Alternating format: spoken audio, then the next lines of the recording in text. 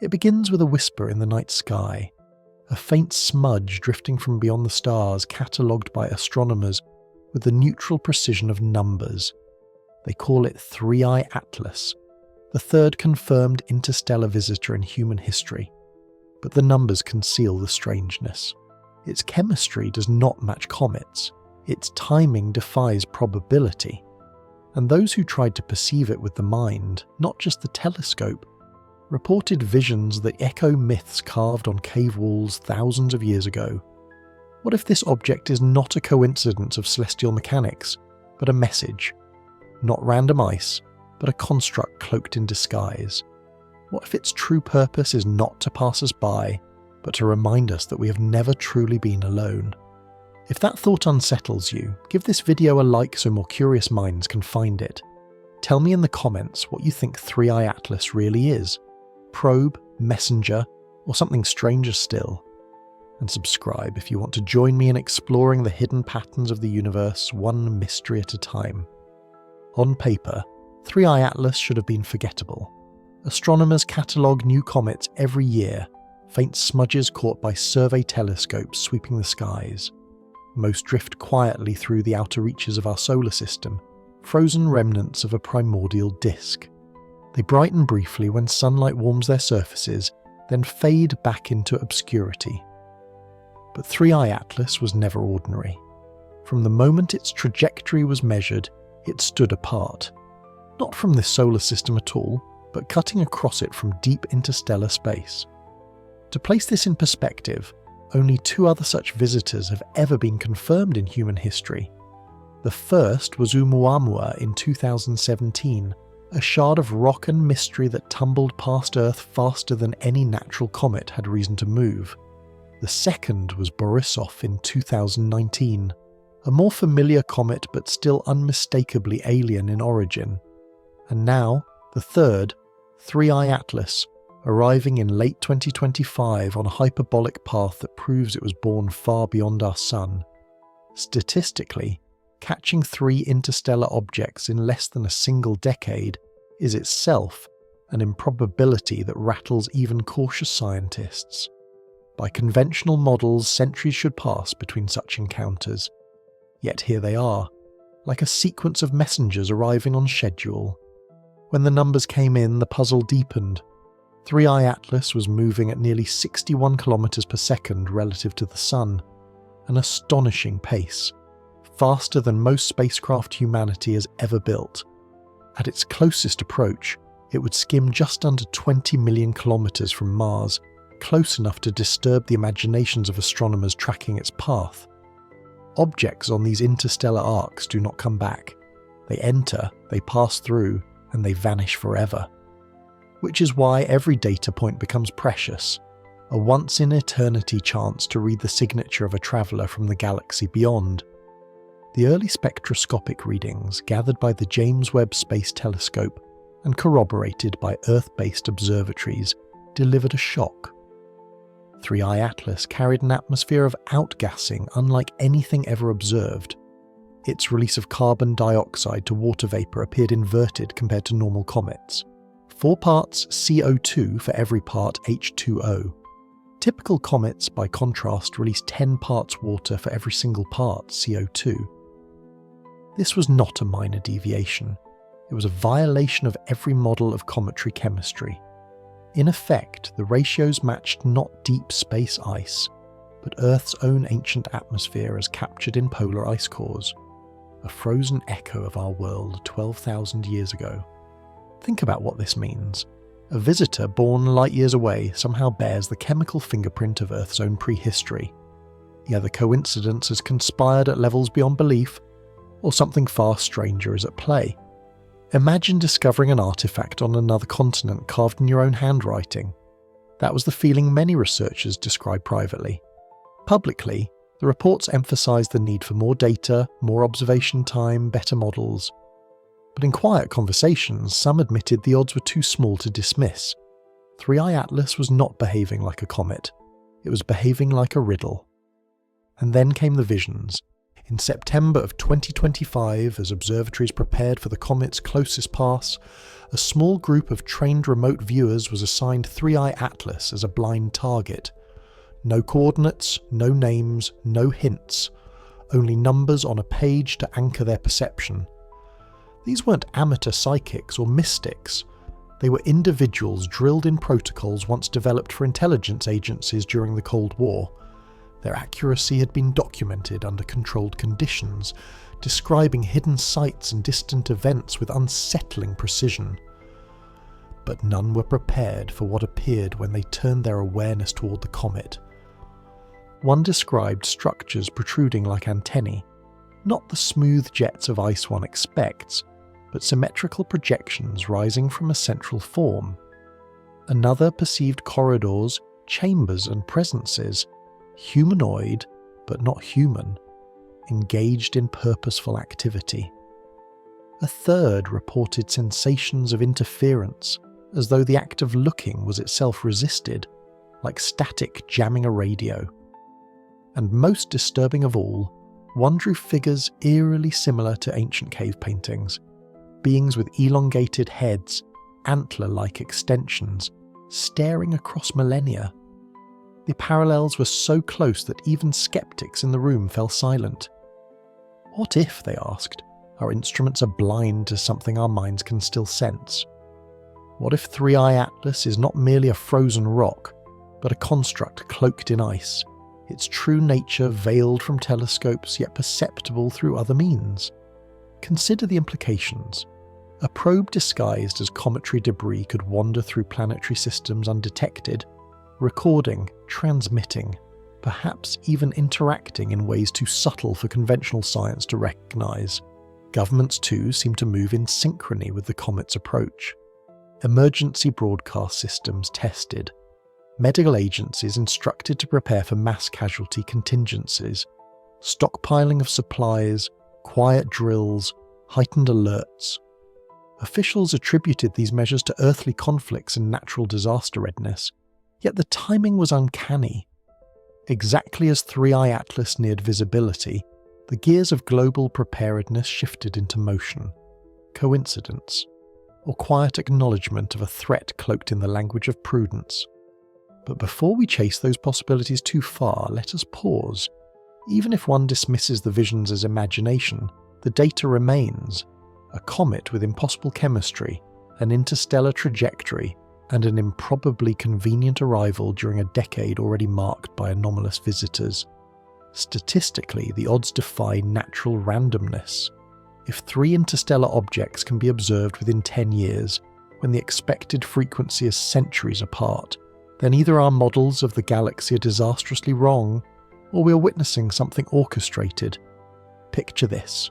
Civilizations older than ours seeding probes into young stellar systems, releasing them on long, slow arcs that intersect planets, when those planets are just beginning to reach technological maturity.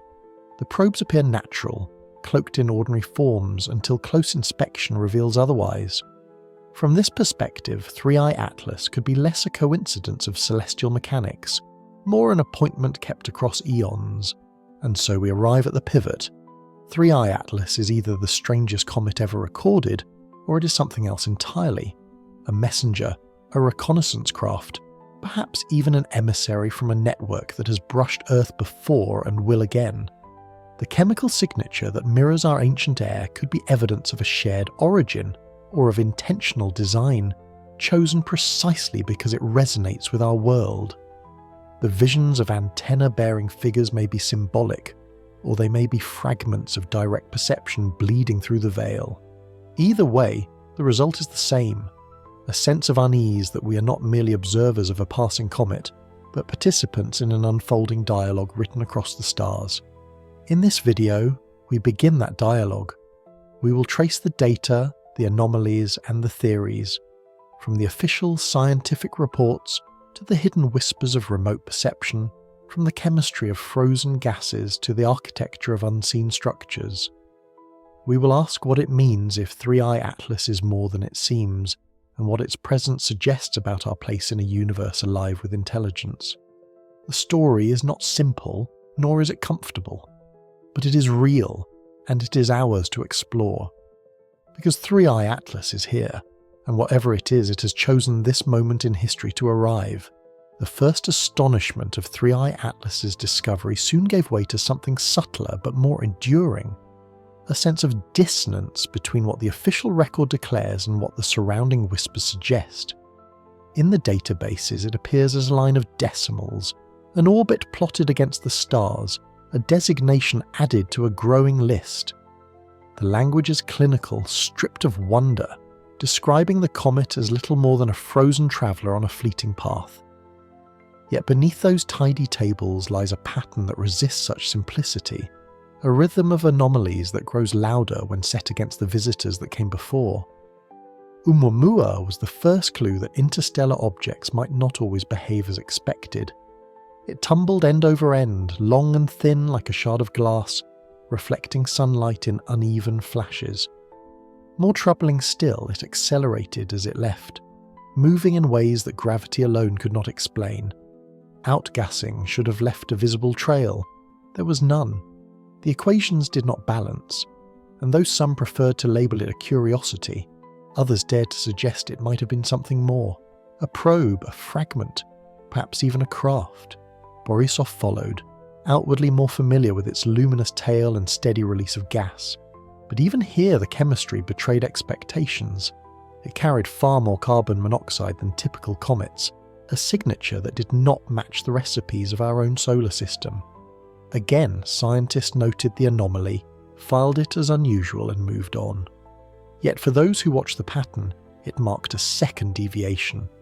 One object with impossible behaviour, another with impossible chemistry. Then came 3i Atlas, bearing both. Its chemical fingerprint inverts the ratios we know, more carbon dioxide than water, a reversal so complete it mirrors not deep space ice, but the air of Earth itself in distant ages. At the same time, its trajectory slices close by Mars, its velocity a reminder that it comes from far beyond and will never return. 3 visitors in less than a decade, when models predict centuries between such encounters, each one stranger than the last. The odds shrink to vanishing, the whispers grow harder to dismiss. The dissonance is not only in the numbers, it appears as well in the archives, in experiments that governments once funded under the shadow of the Cold War. Remote viewing was the name given to it. The attempt to use trained minds as sensors, to perceive targets across great distances without instruments. Declassified documents now confirm that the work persisted for decades, producing descriptions of secret facilities, coded data, even distant landscapes with uncanny accuracy. Yet within those same files are reports less often discussed, visions of structures on the Moon, unusual forms on Mars, and presences connected to comets.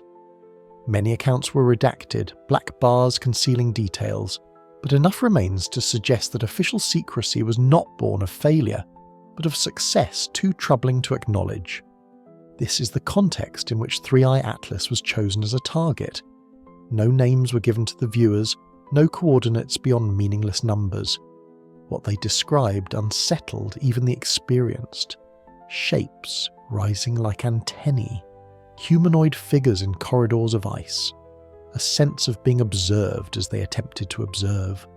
One sketch resembled ancient cave paintings of antler-headed beings, imagery echoing across thousands of years. Alone, these accounts could be dismissed as imagination. Placed alongside the chemical impossibility of the comet, they acquire a weight that is harder to ignore. The pattern extends beyond physics into perception, as if the object engages not just telescopes but consciousness itself. Meanwhile, governments moved with quiet urgency. Emergency broadcast systems tested in multiple nations, hospitals instructed to stockpile supplies, military readiness raised under the guise of earthly disputes. Publicly, these measures were linked to wars, climate instability, the unpredictable churn of our own world. Yet the timing aligns with the comet's approach, as though preparations were being made for something that could not be spoken aloud. A celestial body can be called a curiosity, A craft requires a plan. Perhaps the most unsettling possibility is that the visions are not mistakes of the mind, but invitations. If 3i Atlas carries technologies that can reach into awareness itself, then the act of perceiving it might be part of the encounter. Contact, not through radio or telescope, but through thought. Such a method would leave no traceable signal, no evidence in an antenna, only the testimony of those who sense it. Easy to deny, yet impossible to fully dismiss. And so the comet sits in two worlds at once. In one, it is a line of numbers on a chart, another opportunity for science to extend its reach. In the other, it is an emissary cloaked in ice, noticed by the subconscious, anticipated in old myths, and feared quietly by those whose duty is to prepare for the unknown. Whether these layers ever converge into a single explanation remains uncertain. But the pattern points toward a truth we have not yet named. 3i Atlas is not just a visitor, it is a question, one written across the heavens and reflected in the hidden recesses of the human mind. The deeper one looks into the history of unexplained encounters, the more it seems that 3i Atlas does not stand alone but joins a lineage of mysteries stretching back decades. In 1984, a remote viewer under strict laboratory conditions was given an envelope with nothing more than coordinates inside. Unbeknownst to him, those numbers pointed to Mars, 1 million years in the past. His descriptions painted a haunting picture. Immense pyramidal structures, larger than any human monument, sheltering tall, frail beings struggling against an atmosphere turning hostile. They were not primitive, but advanced, caught in the final collapse of their world. At the time, the report was buried in classified files. Only years later, when declassification forced its release, did the details become public. By then, satellite images of Mars had already shown formations that some insisted resembled the very structures he'd drawn. Coincidence, perhaps, or evidence that the mind had touched something our instruments were only beginning to reveal. Another case followed a similar trajectory. Ingo Swann, a pioneer of remote viewing, claimed to perceive domes and towers on the far side of the moon. His descriptions were precise, geometric, utterly unlike the natural craters and ridges known to geology. Most astonishing of all, he described seeing activity, beings engaged in construction, as though the moon was less a barren sphere and more a staging ground. At the time, these accounts were easy to dismiss as imagination. Yet when high-resolution lunar images became available, certain features bore uncanny resemblance to what he had described decades earlier. Officially, they remain natural anomalies.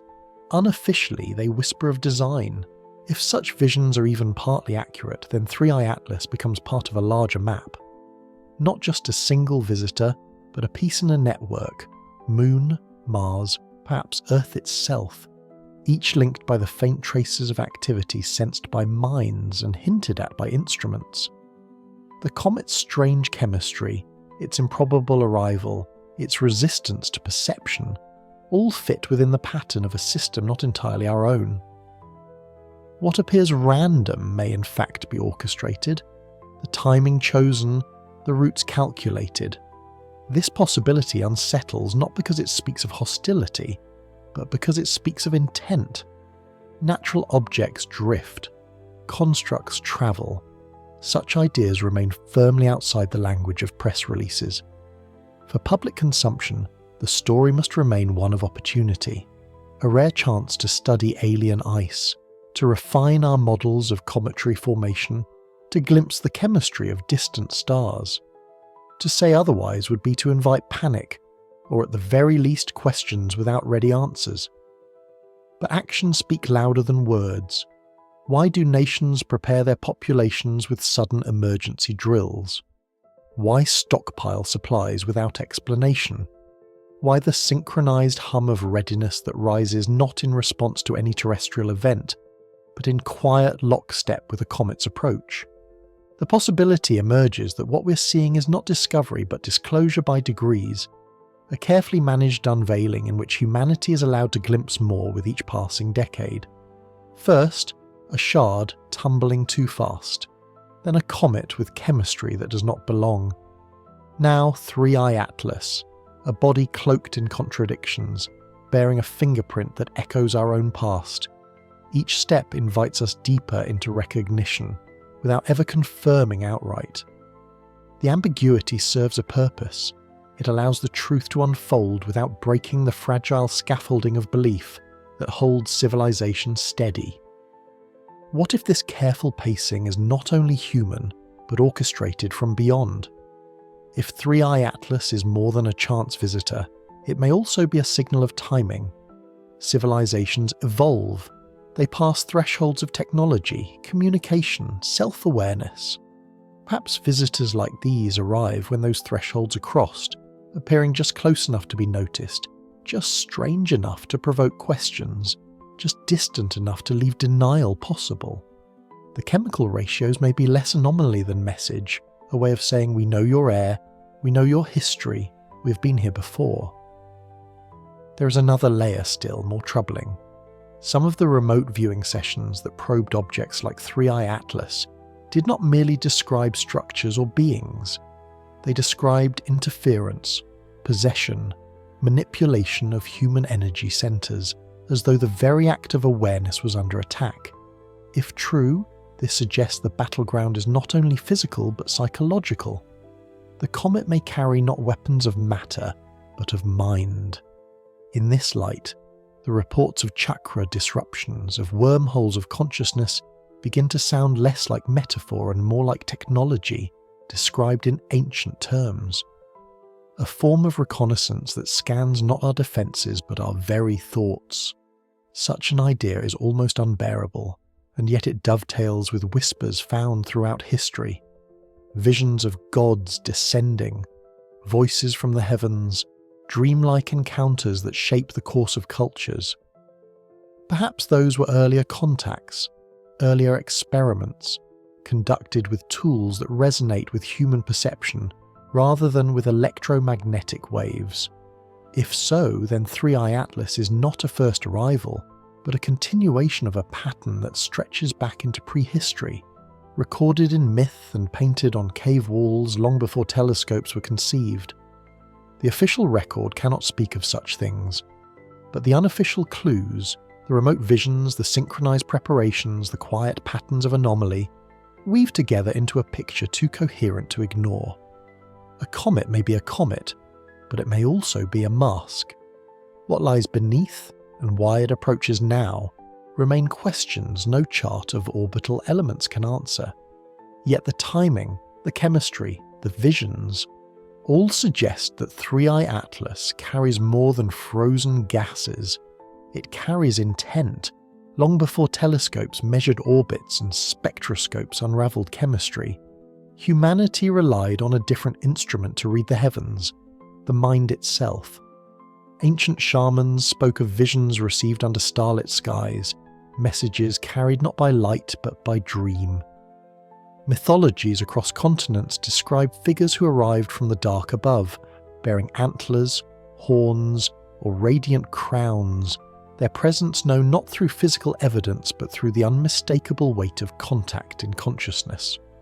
It is tempting to consign these accounts to folklore, yet when the sketches of modern remote viewers match the carvings of caves thousands of years ago old, the question grows sharper.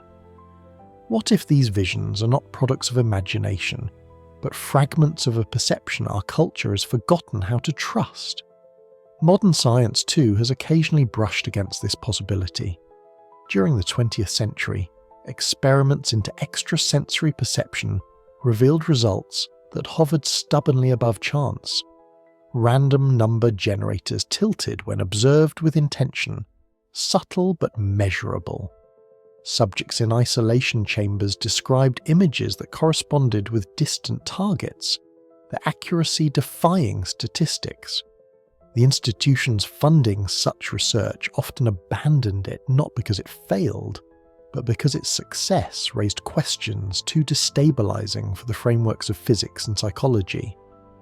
What does it mean if awareness is not confined to the brain but is part of a field, a fabric stretched across space and time? Within this context, the strange responses to 3i Atlas acquire new resonance. Remote viewers reported antenna-like forms rising from its surface, figures in motion, even resistance to their probing, as though the comet itself carried a kind of awareness or defended one. These are not claims that can be proven with photographs, yet they fit a broader pattern in which certain minds act as antennas. Just as a radio can capture signals invisible to the eye, human consciousness may tune into frequencies that lie beyond the range of our instruments. If this is so, then 3i Atlas is not merely passing through the solar system, it is interacting, deliberately or incidentally, with the oldest sensor humanity possesses, the mind. Consider the implications if this is true. The comet's strange chemistry becomes more than a scientific puzzle. It is a signature designed not just for telescopes, but for recognition at multiple levels of perception. The inversion of carbon dioxide and water may signal itself to instruments, while the antenna-like shapes broadcast themselves to vision. In both cases, the message is the same. You are being observed, and you can observe in return. Contact, not through machines, but through consciousness itself. The history of mysticism offers countless echoes of this idea. From the oracle at Delphi to the seers of Mesoamerica, from the dream visions of Siberian shamans to the meditations of yogic practitioners, traditions have insisted that the mind can reach beyond the body. They describe channels of perception that open during altered states, awareness expanding until the self blends with something larger. These accounts have always been difficult to test, yet they persist with remarkable consistency. And now, when an object from interstellar space provokes similar reports under controlled protocols, it becomes harder to dismiss them as coincidence. Perhaps what was once called divine inspiration or possession was in fact an early form of contact, an exchange carried through awareness. Skeptics will argue that the mind is prone to error, that visions can be shaped by expectation, culture, or suggestion. And they are correct to a point. But the persistence of patterns across time and geography suggests something deeper. Why do unrelated traditions all describe antennaed beings, radiant figures, or corridors leading into the heavens? Why do modern viewers sketch images that mirror ancient carvings?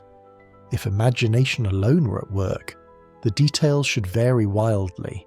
Instead, the similarities repeat, as if drawn from a common source beyond ordinary senses. This raises a possibility both unsettling and profound, that 3i Atlas is not here to be seen by our telescopes alone, but to test the sensitivity of our minds. Just as radar systems map an environment by bouncing signals and measuring the echo, perhaps this visitor engages human consciousness as part of its survey. The resistance viewers felt when probing, it could be the echo of such interaction, a signal bouncing back, or even a form of defense against being observed. To think of a comet as aware may seem absurd, yet if it is not a comet at all but a vessel or construct, then the absurdity dissolves. Technology far beyond ours might employ consciousness as easily as we employ radio waves. If this is the case, then the battlefield shifts. The question is no longer whether we can track the comet with telescopes, but whether we can withstand its influence on perception. Some remote viewers describe sensations of intrusion, as though their own thoughts were being examined in return. Others reported disruptions in their body's energy, anciently called chakras, as if their awareness itself was under systematic interference. Such reports sound fantastic, but they echo descriptions from mystics who spoke of possession, of being taken over by forces beyond themselves. Perhaps those old stories were less about demons and more about encounters with intelligences that use awareness as their medium. From this perspective, the secrecy surrounding remote viewing programs gains new meaning. It was not simply about spying on earthly adversaries, but about probing realities where human consciousness could interact with non-human intelligence. If such interactions are possible, then 3i Atlas represents both an opportunity and a risk. An opportunity to expand our understanding of mind and cosmos, a risk that our very thoughts could be read, shaped, or redirected by something that does not share our intentions? What defense exists against such influence? Not walls or weapons, but disciplines of awareness, the very skills cultivated for millennia in meditative and spiritual traditions. The technologies of resistance may already exist, buried not in laboratories but in practices often dismissed as superstition. The presence of Three-Eye Atlas thus challenges us on two levels. Scientifically, it confronts us with chemistry that defies models, trajectories that defy probabilities, and patterns that suggest orchestration. Psychologically, it confronts us with the possibility that our minds are not private, but open fields in which others may play. If this visitor is testing us, the test may not be of our telescopes, but of our consciousness. Can we recognize influence when it comes disguised as thought? Can we tell the difference between our own intuition and an implanted suggestion? These are questions no observatory is prepared to answer, yet they may prove more decisive than any measurement of light. Perhaps the most haunting possibility is that such influence has been ongoing, that Three-Eye Atlas is not the beginning, but a continuation. The myths of gods descending, of visions granted to prophets, of sudden leaps in human culture. Could these be evidence of previous encounters, each one shaping the trajectory of civilization?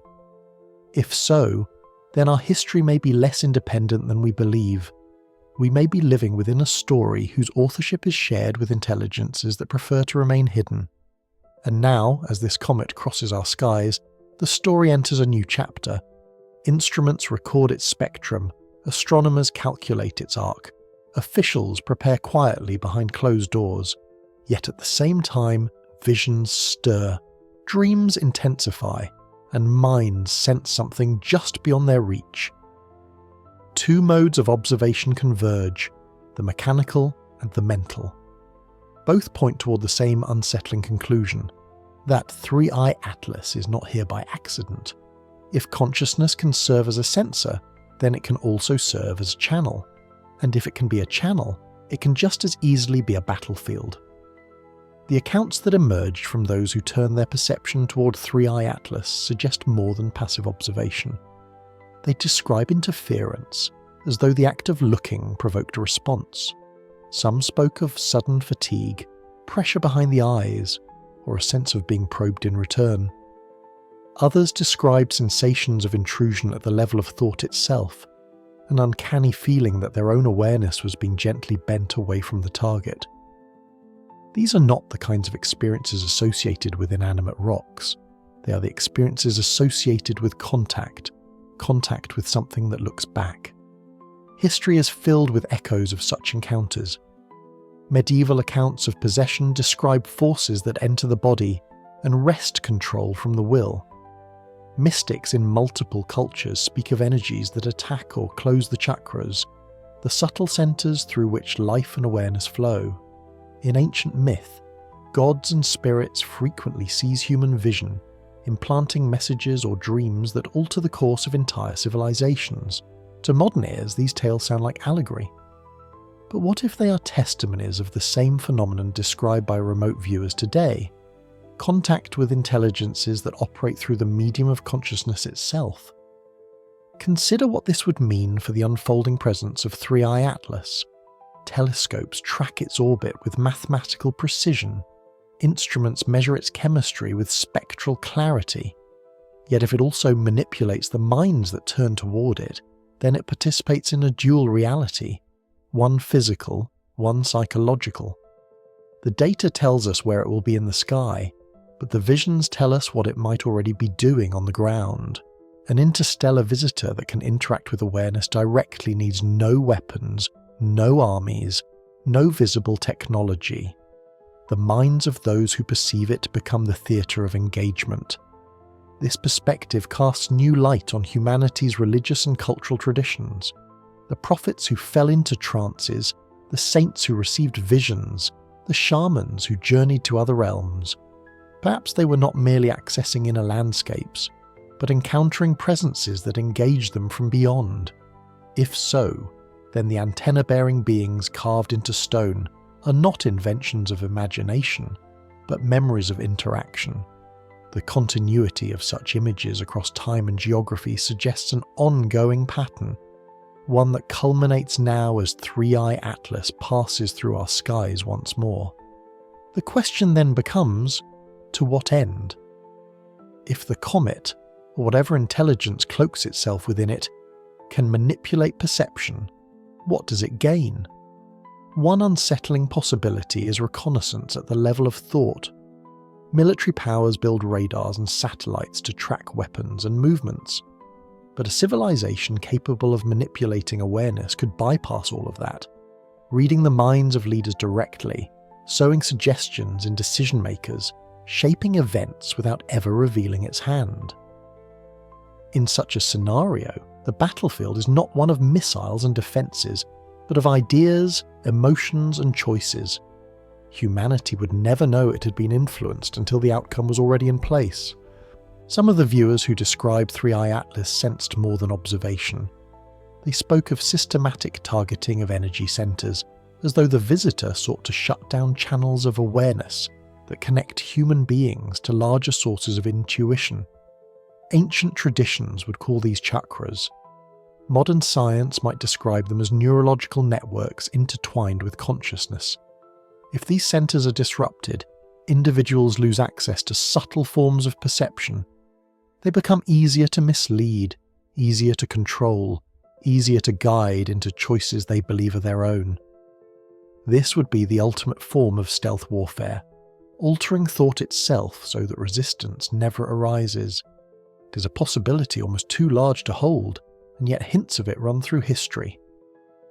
The rise and fall of civilizations often follows moments of sudden inspiration or sudden collapse. Empires are born from visions granted to rulers. Religions emerge from dreams of prophets. Revolutions spark from ideas that seem to appear fully formed, as though whispered from somewhere unseen. What if these inflection points were not entirely organic? What if they were nudges from intelligences who engage civilizations not through ships in the sky, but through impulses in the mind? If that is true, then Three-Eye Atlas represents not the beginning of contact, but the continuation of a long cycle, one in which human history has been shaped again and again by whispers from beyond. For those who prefer the comfort of material explanations, this line of thought will seem extravagant, but it matches too closely with what has been observed. Oumuamua's acceleration without visible cause, Borisov's chemistry out of balance, Three-Eye Atlas bearing the signature of Earth's ancient air and responding to perception with resistance. Taken together, they describe not random debris, but a program. Visitors arriving at intervals, each one stranger than the last, each one provoking questions at multiple levels of awareness. The physical anomalies attract scientists.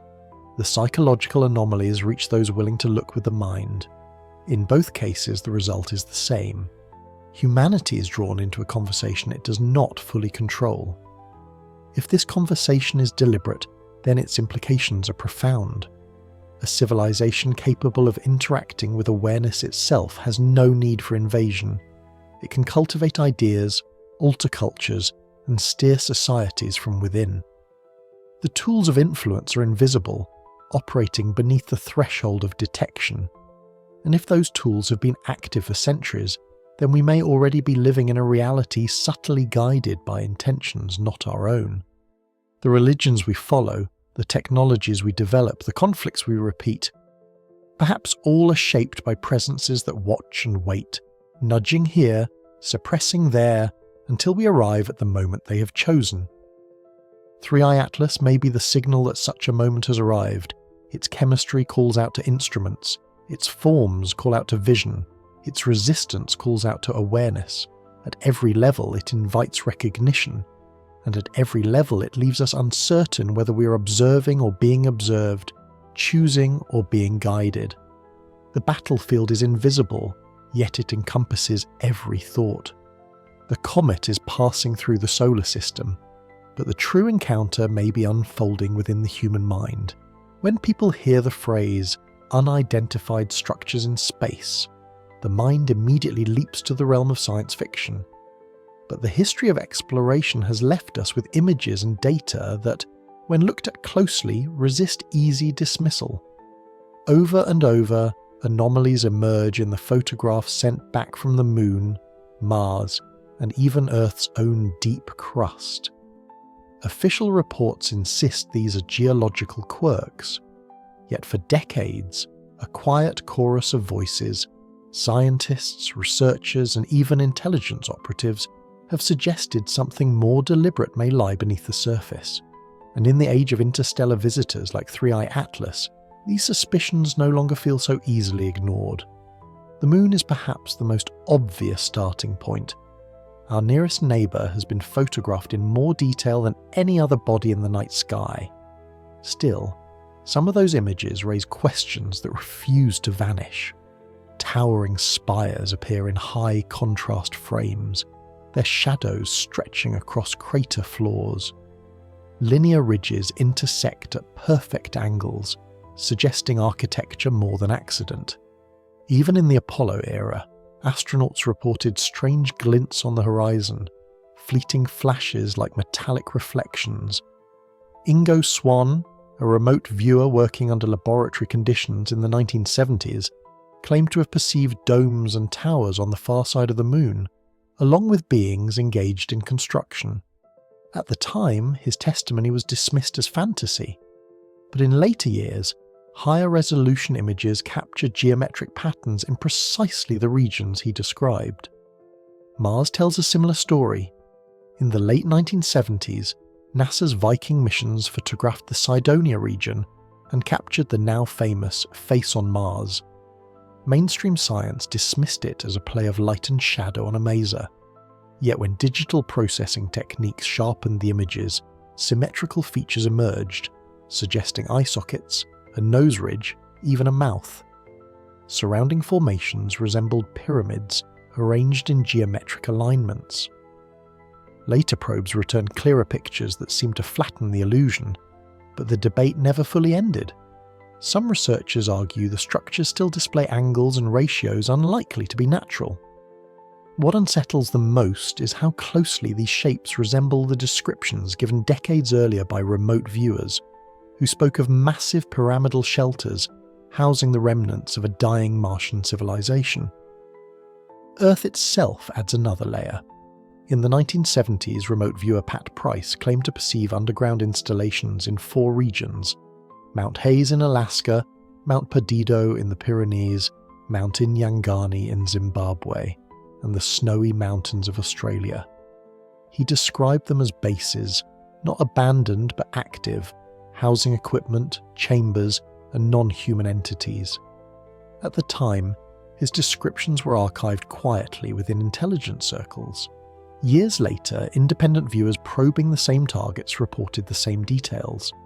Vast caverns filled with machines, corridors carved into stone, and tall figures moving with purpose. Geological surveys of these areas revealed unusual magnetic anomalies, unexplained energy readings, and persistent reports of strange lights in the sky. Once again, official science shrugged, but the pattern held. Perception pointed toward presence. Now set this backdrop against the arrival of 3I Atlas. A comet from interstellar space should have no connection to our solar system's history. And yet the visions surrounding it echo the very motifs already tied to these anomalies: antenna-like structures, humanoid forms, a sense of deliberate concealment. What if the comet is not an isolated event, but part of a larger network, nodes and outposts scattered across the Moon, Mars, and Earth itself? In that framework, 3I Atlas may not be arriving for the first time. It may be returning to rendezvous, to resupply, or to update its survey of installations already in place. Consider how effective such a network would be. Bases buried deep within mountain ranges could operate undetected for centuries, drawing energy from geothermal sources, shielded from observation by both depth and deliberate interference. Lunar structures could monitor Earth from a stable vantage point, invisible to the naked eye but active in ways only careful imaging might betray. Martian ruins, or what we call ruins, could be repurposed as way stations for probes like 3I Atlas. In this scenario, our solar system is not empty but mapped, maintained, and quietly supervised. Humanity believes it is exploring, when in reality it is stumbling into infrastructure that predates us. The implications ripple outward. If these structures exist, then 3I Atlas's strange chemistry may not be coincidence. A comet trailing an atmosphere that mirrors Earth's ancient air could be more than disguise. It could be a calling card. To instruments, the signal reads as anomaly. To perception, it reads as memory. To installations already in place, it may be a code, a signature confirming identity. A network like this would need coordination. And what better way to disguise coordination than as random celestial debris passing harmlessly through? Skeptics insist that humans are masters of pareidolia, seeing faces in clouds and cities in rocks. And indeed, some anomalies may well be illusions. But the persistence of certain shapes across decades and different forms of investigation, photographs, geological surveys, remote viewing sessions, suggests a deeper layer. The face of Cydonia, the towers of the lunar far side, the underground caverns described by viewers who never spoke to each other. Each alone could be coincidence. Together they sketch a pattern that aligns disturbingly well with the visions surrounding 3I Atlas.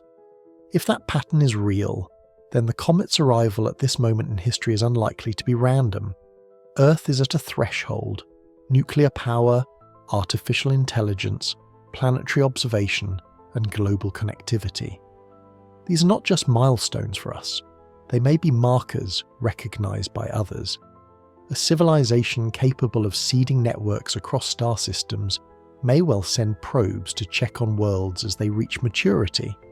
3I Atlas could be the latest in a long line of such probes, designed to appear natural, to blend in, but to reveal itself only when conditions demand. And what conditions might those be? Rising instability, climate disruption, social division, all factors currently at play. Add to that humanity's expanding reach into space, with missions to Mars and the Moon planned within decades. It may be that the moment has come to decide whether Earth joins a larger system or remains quarantined. If so, the structures scattered across the solar system are not mysteries for us to solve, but components of a network preparing for transition. The comet is the courier, the inspector, perhaps even the trigger. Think about what that means. We look outward and believe we are discovering. But what if we are being rediscovered? What if every anomaly we chalk up to illusion is actually evidence of presence? If so, 3I Atlas is not a comet at all, but a reminder that the solar system has tenants older than us, and that our lease of independence may be shorter than we imagine. If the solar system does hold concealed structures, the next question is purpose. Random ruins scattered across different worlds would be one thing, but the consistency of description suggests design. Each location appears to fulfill a role, as though pieces of an invisible grid were anchored into place long before humans learned to look up. What emerges is less the image of isolated anomalies and more the outline of a network. Take the Moon. From its orbit, the far side offers permanent concealment from Earth. Any structures placed there could observe us without being observed in return, shielded by the Moon's bulk. This would be the perfect vantage for surveillance, a stable platform to track radio signals, energy use, even consciousness patterns if such things can be measured. Remote viewers who described geometric installations and construction activity may have glimpsed a control hub designed to remain hidden, functioning quietly while human eyes focused elsewhere. Mars may have served a different role. The pyramid-like forms and the so-called face at Cydonia suggest monuments. But monuments for whom? One theory holds that these were shelters built as the Martian atmosphere collapsed, preserving a population in decline. Another is more provocative, that they are markers, waypoints, placed where probes like 3I Atlas could pause, relay, or recalibrate. The descriptions from remote viewing sessions spoke not of dead ruins, but of structures with function, technology operating within. If this is true, then Mars is not a graveyard of a lost civilization, but a relay point in a system that still runs. The Earth-based sites add yet another layer. Pat Price's 4 underground installations, Alaska, the Pyrenees, Zimbabwe, Australia, seem positioned not for random concealment but for global coverage. If they exist, their locations correspond to points from which energy grids and consciousness fields could be influenced. Reports of unusual magnetic activity in those regions are consistent with such a role. If each installation manages a slice of the planet, then together they form a lattice, not unlike the nodes of a telecommunications network. This would allow monitoring of human progress, perhaps even modulation of human awareness. Now place 3i Atlas within this lattice. The comet's inverted chemistry might not only be anomaly but code, a chemical handshake recognized by these hidden bases. To telescopes it looks impossible, but to installations designed to interpret such signals it may be routine communication. The presence of antenna-like forms perceived by remote viewers could point to more than ornament. They may be actual transmitters, disguised as outgassing spires, capable of linking with hidden structures across Earth, Mars, and the Moon. What we call a comet may be a roaming node, syncing the network, delivering updates, ensuring that the system remains coherent across vast stretches of time. If this is the case, then the sudden clustering of interstellar visitors over the last decade takes on a different light. Oumuamua, Borisov, and now 3i Atlas may not be random flukes but scheduled arrivals, part of a cycle invisible to us until now. Each one serves a purpose. Oumuamua testing our detection capability, Borisov probing chemistry, Atlas engaging directly with human perception. Together they prepare the system for a shift. A civilization just reaching global interconnection would be ripe for such a phase change. The timing is precise, perhaps too precise. Skeptics, of course, insist that natural explanations suffice. The lunar spires collapse under higher resolution imaging. The Martian face fades under new angles. Magnetic anomalies can be chalked up to geology. But what such explanations cannot erase is the convergence of detail across independent lines of inquiry.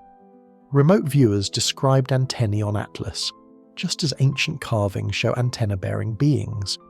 They saw pyramidal shelters on Mars, and photographs decades later revealed geometric forms in the same regions.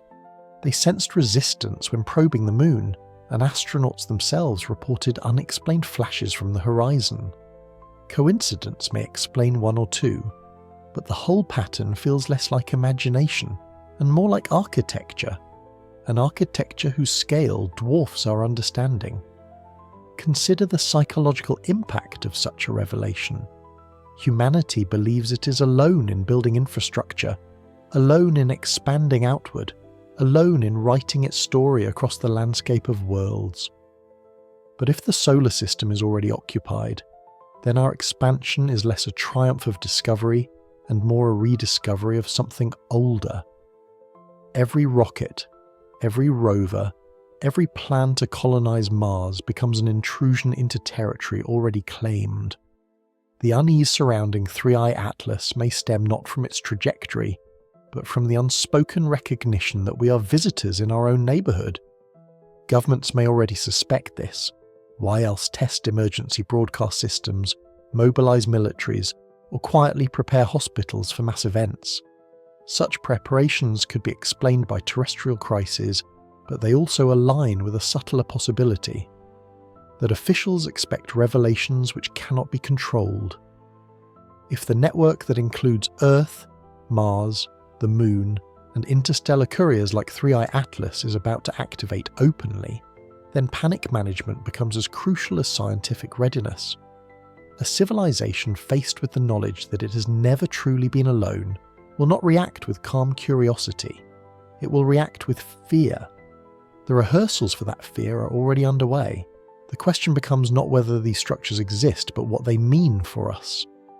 If they are part of a surveillance network, then Earth has been under observation for centuries, perhaps millennia. If they are part of a control system, then our thoughts and cultures may have been guided far more than we realise. If they are remnants of an ancient civilization, then we may be inheriting a solar system shaped by intelligences long vanished, but whose architecture still functions. Each possibility is staggering. Each one transforms 3i Atlas from a passing comet into a key that unlocks the hidden history of our cosmic backyard. Perhaps the most sobering possibility is that these structures are not abandoned relics, but active components, synchronized through visitors like 3i Atlas. Their silence does not mean dormancy, it may mean patience. When humanity reached the level of global technology, of nuclear fire and digital networks, the system may have been waiting for just this threshold. Atlas's strange chemistry could be the signal that the waiting is over. The narrative we are left with is one of inversion. Where we see empty craters, there may be domes. Where we see mountains, there may be caverns. Where we see comets, there may be constructs. Our instruments tell one story, our perceptions tell another. And in the space between those stories lies a reality too vast and perhaps too deliberate to ignore. Every anomaly invites the same question sooner or later. Why? Strange chemistry, impossible trajectories, visions of antenna-bearing forms. These details matter, but they only deepen the puzzle unless we ask what purpose they might serve. If 3i Atlas is more than a drifting comet, then it is here for a reason, and the possible reasons are as unsettling as they are fascinating. The most straightforward explanation is reconnaissance. Imagine a civilization so ancient that it seeds probes across the galaxy, each cloaked as natural debris, each following orbits that appear random but in fact intersect young civilizations at just the right moment. These probes require no crew, no vast ships, no dramatic arrival. They drift for centuries or millennia, conserving energy until their trajectories align with a world of interest. When they pass, they record everything: radio transmissions, atmospheric chemistry, even the faint pulses of human consciousness. Then they transmit their findings back to a network hidden in lunar caverns, Martian shelters, or interstellar relays. If 3i Atlas is such a probe, then it is less an intruder than a surveyor, updating a file on Earth that may have been kept for tens of thousands of years. But reconnaissance alone may not explain the more disturbing perceptions reported. Some remote viewers felt probed in return, as if their very thoughts were being examined. If this is accurate, then the comet's mission is not only to observe from the outside, but to map from within. In that case, it is not measuring our cities or our machines, but our minds. The antenna-like shapes might be instruments designed to interact with fields of awareness, just as radio dishes interact with waves. What we call visions might be echoes of that interaction, the residue left when two forms of perception overlap. A second possibility comes from what physicists call the dark forest hypothesis. In this view, the universe is not silent because intelligence is rare, but because it is cautious. Every civilization is a hunter in a dark forest, listening for the slightest noise, terrified that making itself known will draw the attention of predators. To survive, one must remain hidden or strike first. If this is true, then interstellar probes may not be benign surveys. They may be scouts, cataloguing potential rivals, assessing whether we are prey or threat. Under this lens, 3i Atlas's uncanny chemistry is not message but camouflage, designed to appear harmless while it evaluates whether Earth has crossed a threshold of danger. Our nuclear arsenals, our expanding technology, our tentative steps into space, all might be signals that humanity has entered the forest, that our noise can now be heard. Yet not all interpretations are so grim. Another possibility is the so-called zoo hypothesis. Perhaps advanced civilizations choose not to interfere with emerging species, watching us instead as we would observe wildlife in a preserve. In this view, probes like 3i Atlas are less weapons than monitors, ensuring that humanity remains within its enclosure. The hidden structures on the Moon and Mars become observation posts, not control centres. Our myths, our visions, even our occasional brushes with the unexplained might then be seen as fleeting glimpses of our zookeepers. The comet's arrival at this stage of our development could be routine, a caretaker's inspection, a checkup to ensure the experiment is unfolding as intended. There is also a gentler, though no less extraordinary interpretation, benevolent intervention. Earth faces mounting crises, climate disruption, resource depletion, rising instability. To us, these challenges appear overwhelming, but to a civilization thousands or millions of years older, such problems might be minor, solvable with technologies we cannot yet imagine. If 3i Atlas is a probe sent by such a civilization, it might carry not only instruments but instructions, subtle transmissions intended to guide us towards solutions. Remote viewers who sensed manipulation of consciousness may have been encountering not attack, but calibration, an attempt to awaken or align awareness in ways that prepare humanity for survival. In this light, the inverted chemistry could be deliberate, chosen precisely because it resonates with Earth's own ancient atmosphere, a way of saying, "We know you, we have been here before, and we bring memory of the conditions under which your ancestors once thrived." Of course, each of these possibilities comes with consequences. If reconnaissance, then we are part of a catalogue maintained by intelligence who may or may not care about our independence. If the dark forest, then we are already exposed, and our survival depends on passing unnoticed or proving harmless. If the zoo, then our autonomy has never been fully ours, and we live inside a preserve whose boundaries we barely sense. If benevolent intervention, then our story may be on the cusp of change, aided not by our own genius alone, but by help from beyond. The truth may even be a mixture. A probe can observe while also testing consciousness. A caretaker can be protective while also limiting freedom. An ally can bring help while also reshaping us to fit its own designs. In every scenario, one thing remains constant. 3i Atlas is here with purpose. It is not a random snowball wandering through space. It is an emissary of intention. Consider how this reframes humanity's place in the cosmos. For centuries, we have imagined ourselves as explorers, bravely venturing into the unknown. But what if we are the explored, the observed, the evaluated? What if every rocket launched, every transmission broadcast, every thought probed has already been logged by networks we cannot see? In that case, 3i Atlas is not discovery. It is disclosure, carefully timed, gradually revealed, designed to test our readiness for the answer to a question we barely dare to ask. Are we alone? Perhaps the most haunting thought is that we are not being asked at all. If the comet is reconnaissance or scout or caretaker, then our consent is irrelevant. We are already in the file, already inside the preserve, already subject to evaluation. The only choice left to us may be how we interpret it, as threat, as guidance, as reminder. Each perspective reshapes the meaning of 3i Atlas. Each tells us something not only about the comet, but about ourselves. And so the sky holds more than ice and rock. It holds intention. Whether benevolent, neutral, or hostile, the presence of such intention in the form of 3i Atlas changes everything. For the first time, we face not just the data of an interstellar visitor, but the possibility of its purpose. And in that purpose lies the story of what comes next. Speculation is easy enough to sketch in outlines: a probe, a scout, a caretaker, an emissary of help. But the true challenge lies not in naming possibilities, but in following them to their logical conclusions. If 3i Atlas carries a purpose, then that purpose does not remain abstract. It touches the most ordinary parts of human life, from how we govern ourselves to how we dream at night.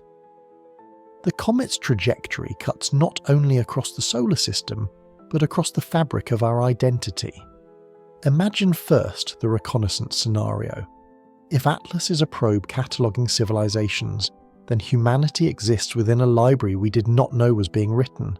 Every broadcast we make, every scientific achievement, Every political crisis becomes another line in a report delivered to intelligences we cannot see. What does it mean to live inside a file? To know that our triumphs and failures are being recorded by others? Perhaps it changes nothing. We already behave as though history watches, but perhaps it changes everything. For history has no power over us while the observer of Atlas might. The knowledge that our actions are monitored by beings far beyond us would alter politics, religion and science in ways impossible to contain. Some would resist, insisting that privacy must remain sacred. Others would embrace it, seeing surveillance as recognition, even validation. We would no longer live only for ourselves, but for the unseen reader who turns the pages of our story. The Dark Forest interpretation darkens this picture considerably. If Atlas is a scout evaluating whether humanity is a threat, then our entire species is on trial without knowing the rules. Every satellite launched, every nuclear test conducted, every whisper of artificial intelligence becomes evidence presented in an alien court. The verdict may not be spoken aloud, it may be enacted silently. A species deemed dangerous might be extinguished with the flick of a switch, a subtle nudge of planetary systems, or a manipulation of consciousness so complete we never realize it has happened. The implication is chilling. Our survival depends not only on our ability to build, but on our ability to remain inconspicuous, to play small in a universe that rewards silence. Yet our very nature rebels against this. Humanity is noisy, expansive, restless. In a dark forest, these are fatal qualities. If Atlas is measuring them, then the comet is not a messenger but a judge. The zoo hypothesis carries implications less apocalyptic, yet no less profound. If we are inside a preserve, then our autonomy is a performance, bounded by invisible walls. Every leap in science, every discovery in space exploration may be permitted but not unlimited. Hidden caretakers would ensure that humanity does not wander too far, too fast. Our sense of progress would remain intact, but its boundaries would be carefully maintained. The implications for daily life are subtle but immense. Our greatest discoveries might not be entirely our own. Our cultural revolutions might occur inside parameters designed by others.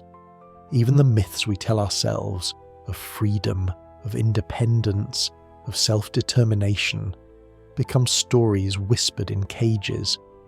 Some would find comfort in this, believing that supervision protects us from destroying ourselves. Others would see only captivity, a denial of the most fundamental aspiration, to be free in an uncaring universe. The benevolent intervention model shifts the light once again. If Atlas is here to guide or assist, then our crises may be less permanent than they seem. Solutions to climate instability, resource scarcity, and even disease may already exist, awaiting the right conditions to be revealed. A visitor could carry not physical blueprints but instructions encoded in subtle ways, in consciousness, in anomalies that push science to new insights, in dreams that inspire innovators. Humanity would remain the actor, but with a script quietly adjusted to prevent collapse. Yet benevolence carries its own cost. To be helped is to be judged incapable. To be rescued is to admit dependency. If Atlas is here to intervene, then our victories may never fully belong to us. Every cure, every breakthrough, every saved life would carry the invisible watermark of another's hand. Gratitude might mingle with resentment, and wonder with the bitterness of knowing we were not trusted to save ourselves. Of course, reality may weave these scenarios together. Atlas could be both probe and caretaker, both catalogue and guide. A civilization advanced enough to cloak machines as comets need not restrict itself to one role. Surveillance may come with assistance, just as a zookeeper both observes and protects. Help may be offered in one hand while the other maintains control. The implications grow more complex. We may be studied, preserved, and shaped simultaneously. If so, then our species is less independent agent and more participant in a management plan far older than our awareness of it. What does this mean for daily human life? It means that nothing is untouched. The religions that shape our values may be echoes of earlier contacts, messages seeded into consciousness to prepare us for obedience or receptivity. The governments that claim sovereignty may already operate under the shadow of unseen observation, making decisions not only for their citizens but for their evaluators. Even our technologies may not be entirely our own. The sudden leaps in understanding, electricity, relativity, nuclear power, digital networks, might be nudges from a system ensuring we advance quickly enough to be useful, but not so quickly that we become unpredictable. The implications ripple inward, to the most intimate level. If 3i Atlas interacts with awareness, then even the privacy of thought is no longer absolute. Dreams may carry signals, visions may be encounters, sudden insights may be implants. To live under such conditions is to live in a universe where consciousness is porous, where the line between self and other cannot be trusted. Some will deny it, clinging to the comfort of material explanations. Others will embrace it, cultivating disciplines to strengthen awareness, to resist intrusion, to preserve a sliver of independence in a cosmos that seems determined to integrate us into its designs. And yet, in this unsettling cascade of possibilities, there is also wonder. To be observed is to matter. To be judged is to be significant. To be guided is to be loved, even if that love is strange. Perhaps the true purpose of Atlas is not surveillance, not judgment, not rescue, but invitation. An invitation to step into the larger story, to recognise that we're no longer children wandering alone, but part of a community of minds that spans the stars.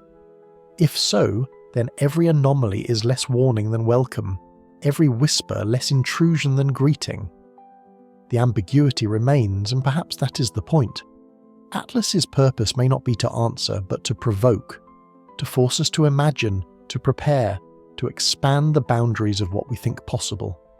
In doing so, it has already achieved something extraordinary. It has changed how we see ourselves, not as solitary beings in a silent cosmos, but as participants in a dialogue that may stretch back millennia and forward into futures we cannot yet conceive. Whether probe, judge, zookeeper or ally, 3i Atlas has already fulfilled one purpose: to remind us that the universe is not empty, and that our place within it is far less secure and far more mysterious than we ever dared believe. The most unsettling reports connected to 3i Atlas do not describe its orbit or chemistry. They describe its effect on the act of perception itself. Remote viewers tasked with focusing on the object spoke not only of antenna-like shapes and humanoid figures, but of resistance, as though something noticed their awareness and pushed back. One described his own thoughts fragmenting, as if static had been introduced into the mind. Another sketched images that seemed to dissolve as he drew them, the memory slipping away even as he tried to hold it. These are not descriptions of a comet. They are descriptions of a contest, an encounter in which consciousness itself becomes the ground of struggle. If awareness is not confined to the brain, but part of a field, then that field can be engaged. It can be read, influenced, disrupted, or even attacked. Ancient traditions frame this in spiritual language: possession, enchantment, divine inspiration. Mystics across cultures spoke of entities that could enter the mind, plant thoughts, or drain energy from subtle centers of being. Today, we call those centers chakras, neurological clusters intertwined with perception and emotion. For centuries, these accounts seemed metaphorical, but if 3i Atlas can interfere with perception at a distance, then perhaps those traditions were describing real interactions, contacts with intelligences whose battlefield was not the sky, but the mind. Consider how effective such a strategy would be. To wage war on a civilization's machines requires energy, weapons, and risk of detection. To wage war on its awareness requires none of those things. A suggestion implanted at the right moment can change the course of history more decisively than any fleet. A vision granted to a prophet can redirect generations of belief. A sense of despair seeded in leaders can end revolutions before they begin. If such tools exist, they would be far more powerful than missiles or drones. They would reshape the very terrain on which decisions are made. What if humanity's long history of visions and voices was not solely spiritual but tactical? What if the gods and demons of myth were early encounters with the same forces now perceived within Three-Eye Atlas? The antenna-bearing beings etched into cave walls, the antlered figures appearing in dreams, the whispering presences that guided shamans. These may have been the prototypes of the very intrusions described by modern remote viewers. If so, then Three-Eye Atlas is not the first contact of its kind. It is simply the latest iteration of a phenomenon that has shaped human culture from the shadows. Modern science offers its own hints. Experiments with electromagnetic stimulation have shown that moods, decisions, even religious experiences can be induced by subtle currents applied to the brain. Psychologists note that suggestion and belief can alter perception at levels so deep they override sensory data. If human technologies at the infant stage can already manipulate awareness, what might be possible for a civilization thousands of years ahead? The visions connected to Three-Eye Atlas may not be metaphor at all. They may be artifacts of technologies designed to interact directly with the substrate of consciousness. The implications are staggering. If consciousness is a battlefield, then humanity has been fighting without armor for millennia. We have dismissed visions as hallucinations, spiritualists as deluded, shamans as primitive. In doing so, we may have ignored the very tools that could help us defend our awareness. The disciplines of meditation, ritual, and altered states, long treated as superstition, might represent the only surviving technologies capable of withstanding intrusion.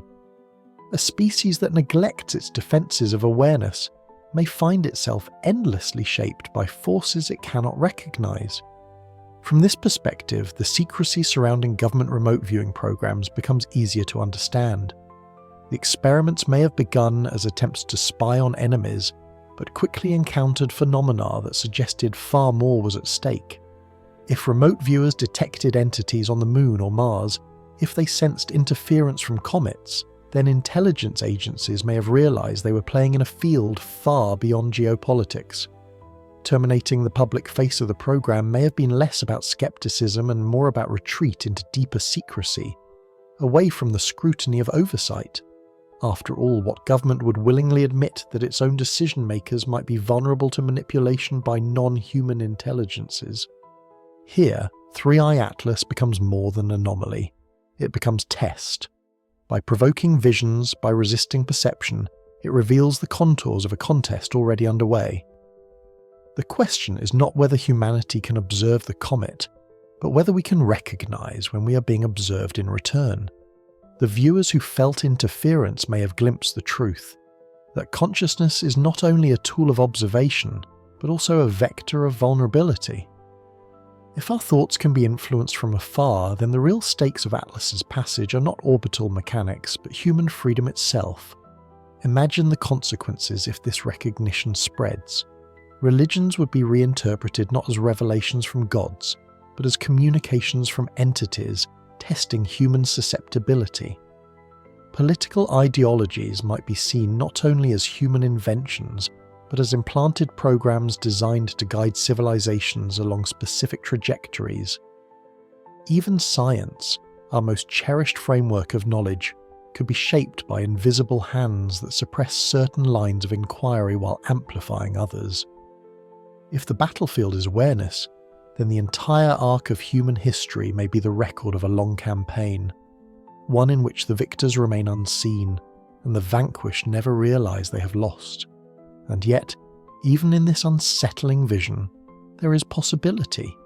If human consciousness can be influenced, then it can also be trained, strengthened, defended. Just as muscles grow stronger through resistance, awareness may evolve resilience when challenged. Perhaps this is the deeper purpose of Three-Eye Atlas, not conquest, but calibration. By provoking interference, By forcing us to recognize manipulation, it may be pushing humanity to awaken latent capacities of mind. The visions that terrify may also be the invitations to grow. But growth requires recognition. The first step in defending consciousness is admitting it can be attacked. The first step in awakening awareness is acknowledging its greater reach. If we dismiss the visions of Three-Eye Atlas as fantasy, we risk remaining blind. If we take them seriously, we may uncover capacities that have always been with us, waiting for the moment we needed them most. The comet thus stands as both threat and teacher. It unsettles because it reminds us that even our innermost thoughts may not be fully our own. It fascinates because it suggests that consciousness is larger, more permeable, more powerful than we imagined. The battlefield it opens is invisible, but the stakes are real. Autonomy, identity, freedom of thought.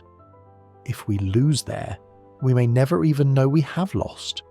If we win, we may discover that the mind itself is the true frontier, and that the key to surviving among the stars lies not in rockets or weapons, but in the strength of awareness. If Three-Eye Atlas is probing consciousness, then the contest it reveals is not something that will happen in the distant future. It is something already unfolding in the background of our lives. The difficulty lies in recognition. Physical warfare is obvious. Armies clash, cities burn, records remain. But a war fought in the medium of thought leaves no rubble, no ruins, no smoking evidence.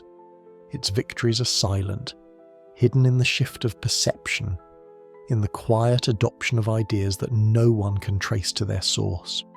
To recognize such a war is already to resist it. To remain unaware is to lose without ever knowing the game was played. Governments have always suspected as much. Consider the urgency with which nations invested in remote viewing during the Cold War. The official story was simple: fear that an adversary might weaponize psychic perception. But the deeper story, hinted at in declassified fragments, was stranger. Remote viewers reported interference, sensations of being watched while they watched. They spoke of seeing structures on the moon, machines under mountains, entities who noticed the act of looking and responded. Such testimony does not belong to geopolitics. It belongs to something larger, something governments could not explain without unravelling their own authority. If leaders are vulnerable to manipulation at the level of thought, then sovereignty itself is an illusion.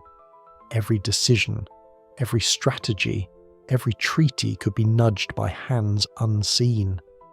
This possibility casts recent global behaviour in a darker light. The synchronised drills, the sudden mobilisations, the testing of emergency systems, all could be read as rehearsals for terrestrial crises. But what if they are responses to influences already at work? If Three-Eye Atlas is part of a network that shapes perception, then the tensions rising between nations may be less about oil, territory or ideology, and more about nudges from beyond. War itself might be a tool of psychological conditioning, forcing populations into states of fear that make them easier to influence. In this light, the battlefield is not only the mind of the individual, but the collective mind of nations. Culture too becomes suspect. Religious visions, long treated as revelations of the divine, may be encounters with entities skilled at planting ideas in receptive minds. The prophets who founded traditions, the saints who received visions, the mystics who heard voices in caves and deserts. Perhaps they were the earliest targets of this consciousness warfare. Not deceived exactly, but engaged in a dialogue they could only describe with the language available to them. Gods, angels, demons. If so, then our most enduring belief systems may have been seeded by encounters with presences whose intentions we still do not understand. This does not make faith meaningless. It makes it mysterious, part of a pattern of influence stretching from prehistory to the present. Even science may not be immune. Breakthroughs often appear in sudden flashes of insight, ideas arriving whole in the minds of individuals who cannot explain where they came from. Electricity, relativity, quantum mechanics, the double helix of DNA, all were discovered in ways that felt as much like revelation as deduction. If awareness is a medium open to influence, then such leaps may not have been purely human. They may be nudges, calibrations, carefully timed interventions to keep us moving along a trajectory determined not entirely by ourselves. In this sense, 3i Atlas may not be a comet at all, but a reminder that we have never been the sole authors of our progress. At the personal level, the implications are no less profound. Dreams that feel unusually vivid, sudden intuitions that alter decisions, moods that seem to descend without cause, these may be echoes of the same phenomenon. Not every dream is a message, not every thought an implant, but the possibility that some are is enough to destabilize our sense of autonomy.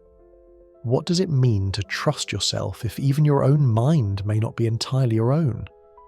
What does it mean to resist if resistance itself can be shaped? For some, this realization would inspire paranoia.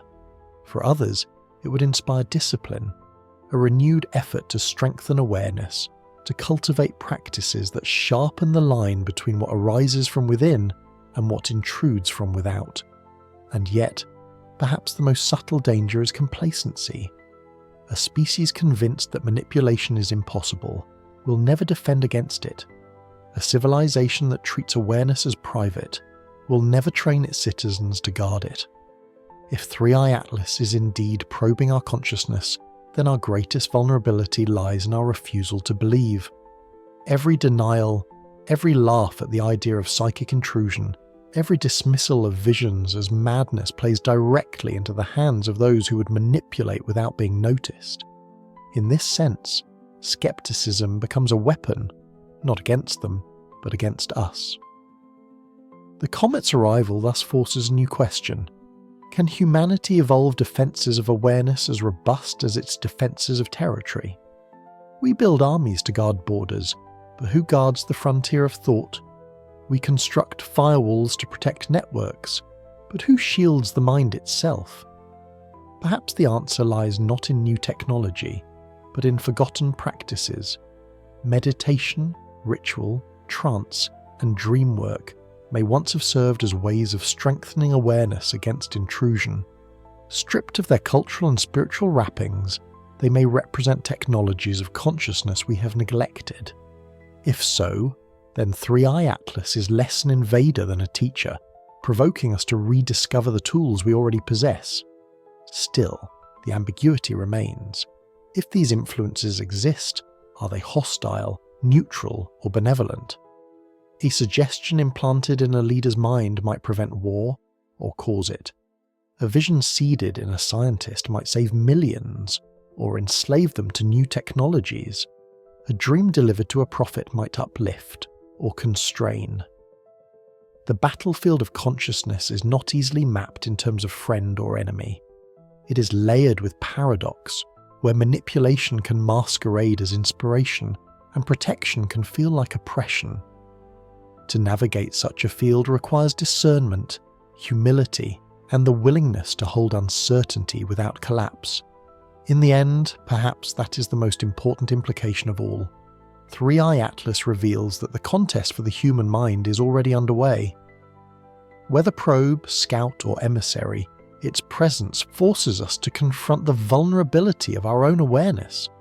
If we ignore the possibility, we remain pawns. If we embrace it, we may learn to play. The choice is not between belief and disbelief, but between blindness and recognition. To see that consciousness itself is contested is to take the first step in defending it. As the comet sails on, indifferent in appearance, it leaves behind this deeper recognition. The battlefield is not in the skies, it is within, and the outcome of that battle will shape not only how we respond to visitors from the stars, but how we understand ourselves, our history, and the freedom we believe we possess. 3i Atlas will pass just as Oumuamua passed, just as Borisov passed before it. The comet will carve its path across the solar system and then vanish into the dark, never to return. On the surface, it will leave nothing behind. No wreckage, no signals, no undeniable evidence that it was anything more than a frozen fragment of interstellar ice. But in its wake, it leaves questions. Questions heavier than any tale of dust. questions that linger far longer than its brief arc across our skies. The greatest of these questions is whether humanity has ever truly been alone. If 3i Atlas is reconnaissance, then we are not isolated wanderers in the galaxy, but observed specimens, our progress noted in reports filed beyond the stars. If it is part of a network, then the Moon, Mars, and even Earth itself may already host structures designed to watch, guide, or contain us. If it is a scout in a dark forest, then our presence has already been announced, and our survival depends on judgments made by beings who do not share our history or values. And if it is a messenger of benevolence, then our future may hinge not on our ingenuity alone, but on help offered by others. Each possibility rewrites the story of who we are. To see this clearly is to realize that the implications stretch far beyond science. They reach into the deepest parts of culture, faith, and identity. Every religion that speaks of gods descending from the heavens might be part of this same narrative, reframed by ancient eyes. Every myth of beings with antlers, horns, or radiant crowns could be folk memories of encounters not with spirits, but with entities cloaked in the appearance of comets and stars. Every leap in science might represent less a triumph of solitary genius than a carefully timed gift. If this is true, then humanity has never walked its path alone. We have always been accompanied, always nudged, always calibrated for reasons we cannot yet see. Such thoughts are difficult to bear, and perhaps that is why the official record remains quiet.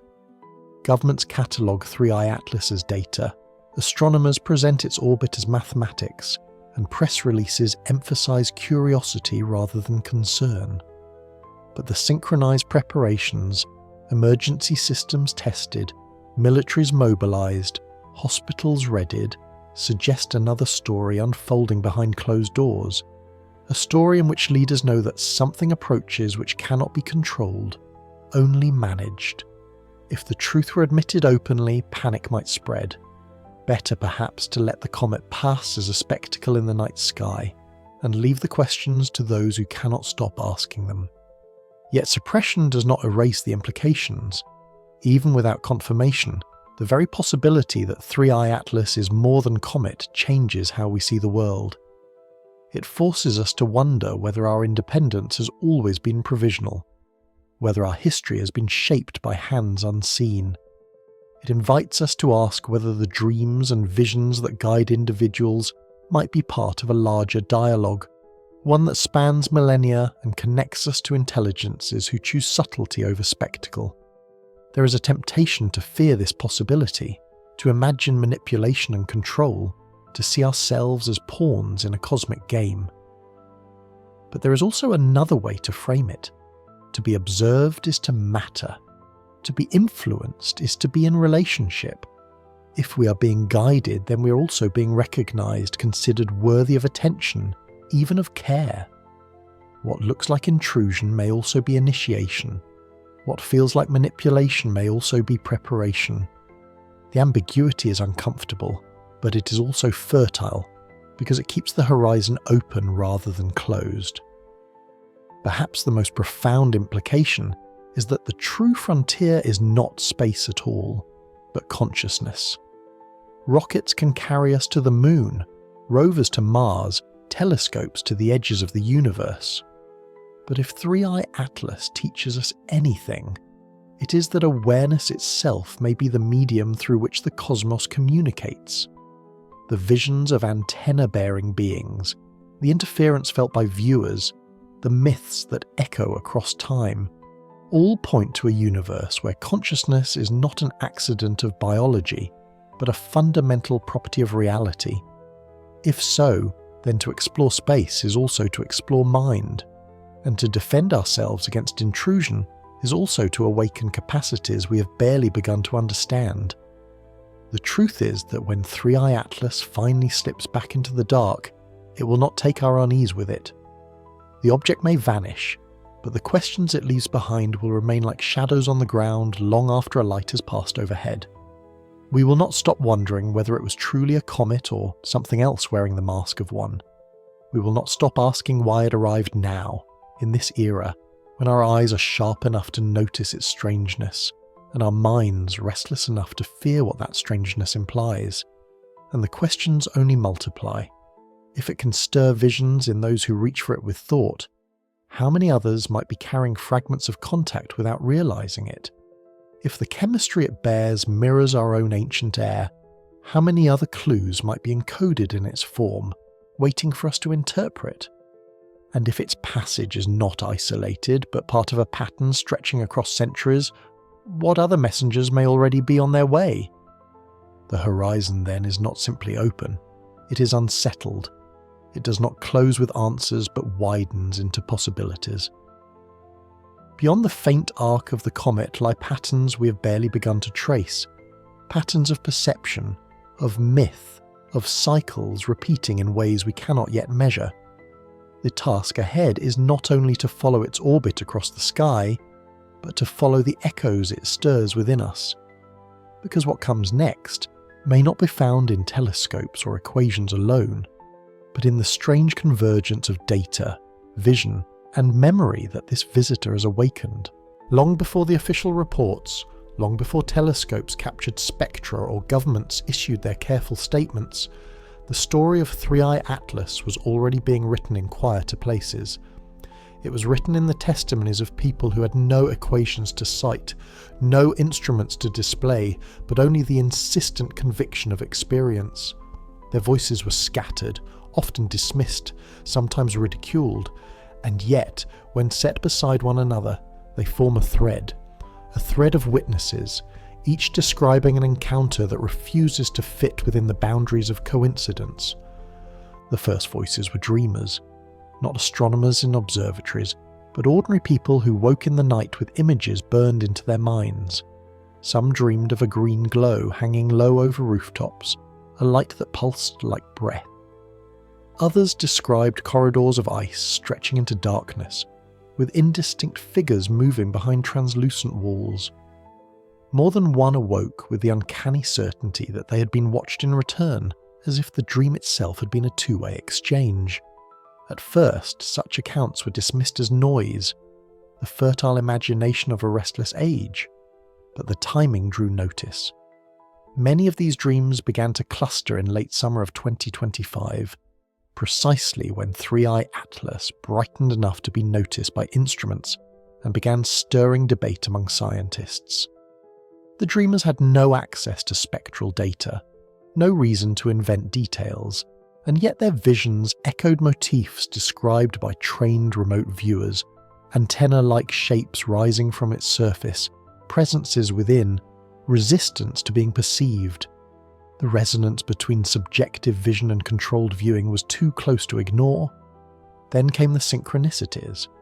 People reported patterns repeating in their lives with unnerving frequency. Numbers that mirrored the comet's orbital designations appearing on clocks, receipts, or license plates. Others spoke of animals behaving strangely. Dogs staring into the sky at empty patches, birds flocking in tight spirals as though disturbed by something unseen. Farmers described nights where livestock grew restless under a sky no different to the naked eye, yet charged with a heaviness they could not name. Skeptics point out that humans are pattern-seeking creatures, eager to weave meaning into randomness. They are not wrong. But the witnesses push back, insisting that these moments felt different, sharper, more intrusive, as though the coincidences were not accidents but invitations. It was like the sky was writing back, one man said, after recording the comet's designation in 3 separate unrelated documents within a single week. The testimonies extend beyond dreams and numbers. Some individuals claim direct encounters, lights seen not as distant stars but as near presences, low and silent, pausing as if to regard the observer before vanishing. A woman in the Andes described a sphere of pale green light descending into a valley, lingering just above the ground, then rising again to dissolve into the night sky. Days later, her village reported a surge of electrical anomalies, radios filled with static, lights flickering in patterns that resemble coded pulses, The timing aligned uncannily with 3I Atlas's first measurable outgassing event as it neared the Sun. Another account surfaced from a pilot flying across the Pacific. He reported a haze ahead that glowed faintly green, unlike auroras or atmospheric reflections he had ever seen. As he approached, his instruments flickered. For a moment, he said, he saw a geometric lattice, hexagonal shapes shimmering in the haze, too precise to be clouds, too vast to be machinery. Then it was gone. His report was logged quietly, without fanfare, but among those who study anomalies, it circulated as another shard in a growing mosaic. What unites these witnesses is not certainty but unease. They do not claim to know what 3I Atlas is. Many admit their experiences frighten them, or leave them doubting their own senses. But what unsettles most is the sense of being implicated. The comet is not a distant traveller indifferent to our world, they insist. It has noticed us. Their dreams, their synchronicities, their encounters all carry the same undertone: attention. The sense that the object is not only being observed, but is itself observing. This feeling of being watched is not new in human history. For centuries, people gazed at comets and felt their lives were under scrutiny, their fates entwined with the arc of light overhead. What is different now is that we can measure anomalies with instruments, cross-reference visions with controlled experiments, and compare present testimonies with ancient myths carved into stone. The witnesses among us are no longer isolated voices in the dark. They are part of a continuum that stretches from cave paintings to spectrographic graphs. Some researchers have begun compiling these testimonies not as proof but as pattern. One project, conducted quietly outside the walls of academia, has catalogued hundreds of accounts submitted anonymously online. When mapped, they cluster in ways that defy randomness, along ley lines near ancient sites, across regions with long histories of celestial lore. The compilers note with unease that several clusters align with the very mountains once identified by Cold War-era remote viewers as sites of hidden structures: Alaska, the Pyrenees, Zimbabwe, the Snowy Mountains. Coincidence, perhaps, but the witnesses feel otherwise. The danger, of course, lies in interpretation. To believe every account is to risk drowning in fantasy. To dismiss them all is to risk ignoring signals that our instruments cannot yet detect. The truth likely lies somewhere in between, a scattering of noise punctuated by fragments of something genuine, fragments that may prove vital when pieced together. The witnesses are not scientists, but their stories may contain data of another kind: subjective, fragile, but persistent. And what if that is the point? What if 3I Atlas is designed not only to test telescopes, but to test awareness itself? To provoke dreams, to trigger synchronicities, to stir witnesses into speaking? If so, then each testimony, however small, becomes part of the dialogue. The comet does not broadcast on frequencies of radio or light alone. It broadcasts on the frequencies of mind and meaning, frequencies we barely know how to measure. The witnesses are the receivers, whether they ask for the role or not. There is a haunting possibility here, that the very act of noticing the comet creates the connection. Those who glance at it casually may see nothing more than a streak of light. Those who fixate, who open themselves to the mystery, may become participants in something deeper, a feedback loop between observer and observed. The dreams, the visions, the encounters may not be random intrusions but responses. The witnesses are not merely seeing the comet, they are being seen. This reframes the role of testimony. It is not ancillary to the scientific record, it is part of the event itself. The anomalies of chemistry and trajectory tell one story. The anomalies of consciousness tell another. Together they form a narrative that refuses to fit neatly within materialist frameworks. To study only one side is to miss half the picture. The witnesses among us, then, are both blessing and burden. They give voice to experiences that science cannot yet quantify, preserving the human dimension of an encounter that might otherwise be reduced to numbers. but they also remind us that we are vulnerable, that our own awareness is porous, that the sky can reach into dreams as easily as it casts light across telescopes. Their stories do not resolve the mystery, they deepen it, and perhaps that is their role. To remind us that the mystery is not confined to laboratories or observatories. It moves through kitchens where someone wakes from a dream trembling. It flickers across highways where a driver glances up and swears the stars rearrange themselves for a heartbeat. It gathers in villages where animals grow restless under a silent sky. The witnesses among us are telling us that 3i Atlas is not just out there. It is already here, brushing against the edges of our lives, leaving traces too strange to ignore. The comet will pass. Its orbit will carry it beyond our sun, back into the gulf between stars, but the witnesses will remain. Their dreams will linger, their visions etched in journals, their encounters whispered to friends. And long after the data has been archived and the comet forgotten by headlines, these stories will continue to haunt, suggesting that perhaps the most important records of 3i Atlas are not written in numbers at all, but in the fragile testimonies of those who felt its presence directly. If 8a revealed the voices of individuals scattered across the world like sparks in the dark, 8b turns to the fire that those sparks ignite when gathered together. Because what makes 3i Atlas extraordinary is not only what single dreamers, pilots, or villagers perceive, it is how their experiences ripple outward, converging into something larger. The possibility that the visitor is not studying us one by one, but as a species-wide consciousness. The idea of a collective mind is not new. Philosophers spoke of it as the spirit of an age, shaping how whole civilizations thought and acted. Anthropologists observed it in rituals, where individuals dissolved into the rhythm of chants, dances, and myths. Psychologists later gave it names like group mind or mass psychology.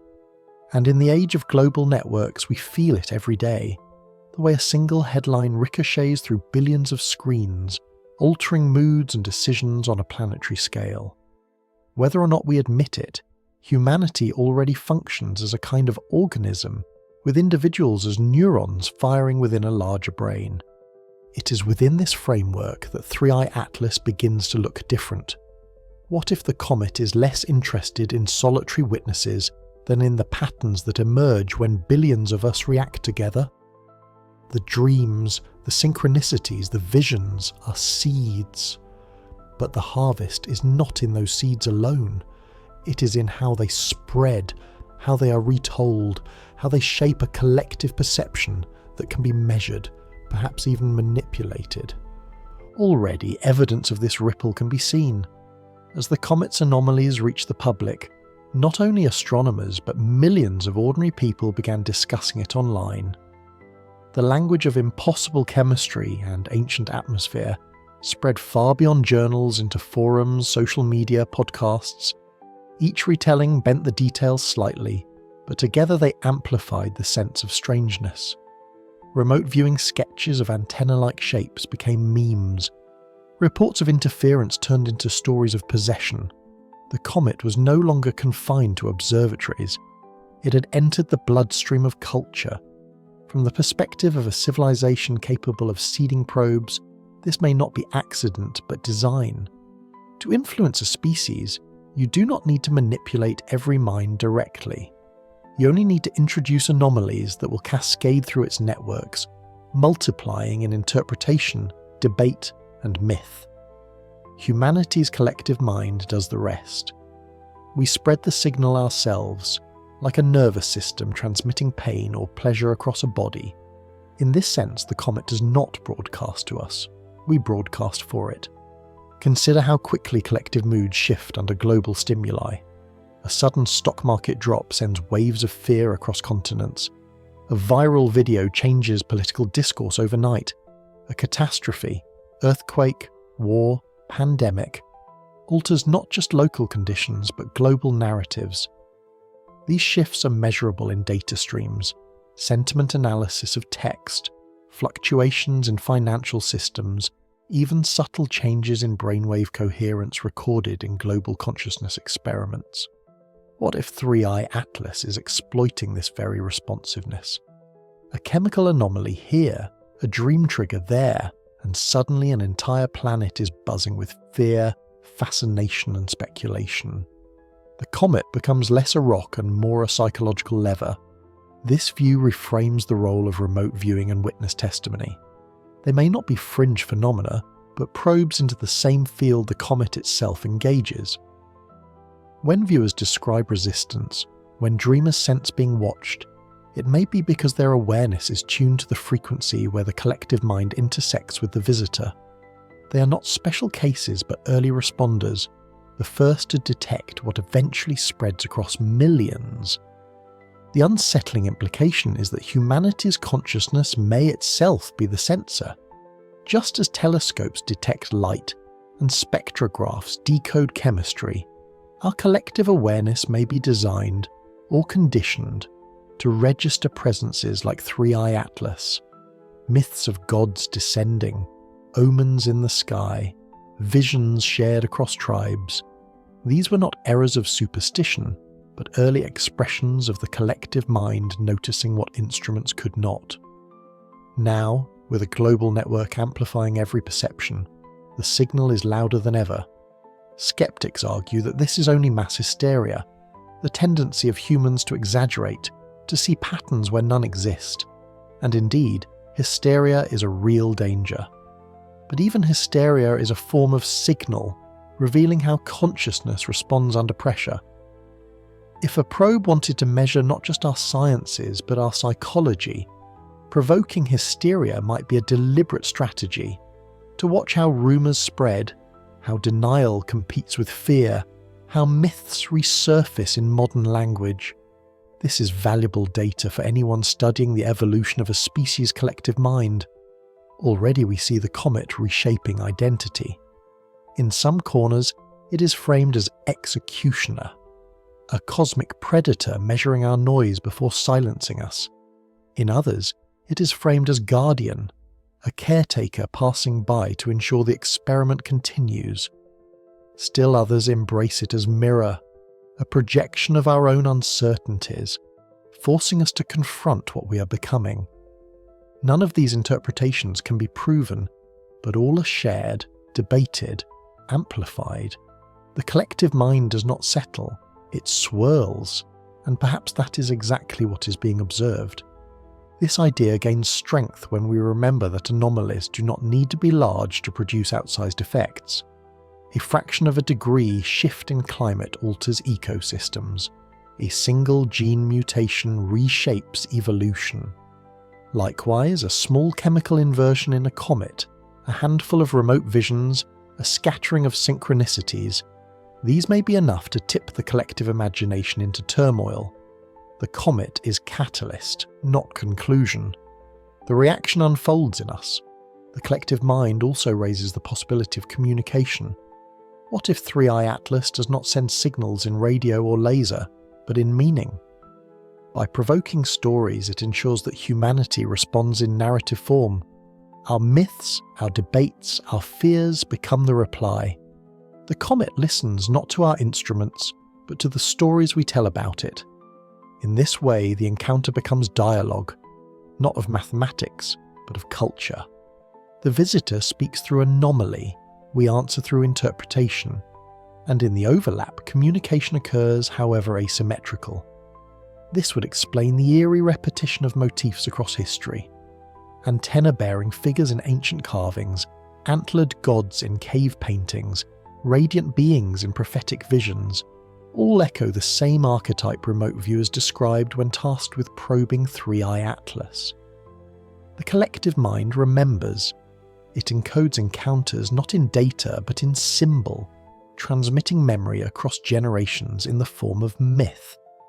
When a new visitor arrives, those symbols reawaken, surfacing in dreams, art, and story. The comet does not need to announce itself. The collective mind recognizes the pattern, and the recognition itself becomes communication. There is a danger here too. If the collective mind can be engaged, it can be manipulated. What if the comet is less messenger and more experimenter? By planting anomalies, it measures how we respond, which stories dominate, which fears overwhelm, which hopes survive. Our myths and debates become the test. Fail the test, and perhaps the outcome is silence. Pass it, and perhaps the outcome is contact. The threshold may not be measured in technology at all, but in maturity of response. Seen this way, 3I Atlas is not simply a comet. It is a mirror held up to the species, showing us how we think together. Do we collapse into panic, or do we hold steady in wonder? Do we fracture into denial and conspiracy, or do we explore ambiguity with courage? The answers are not in telescopes, they are in us. And so, the comet engages more than astronomy. It engages the collective field of consciousness that binds humanity. Every dream, every synchronicity, every viral story adds another ripple.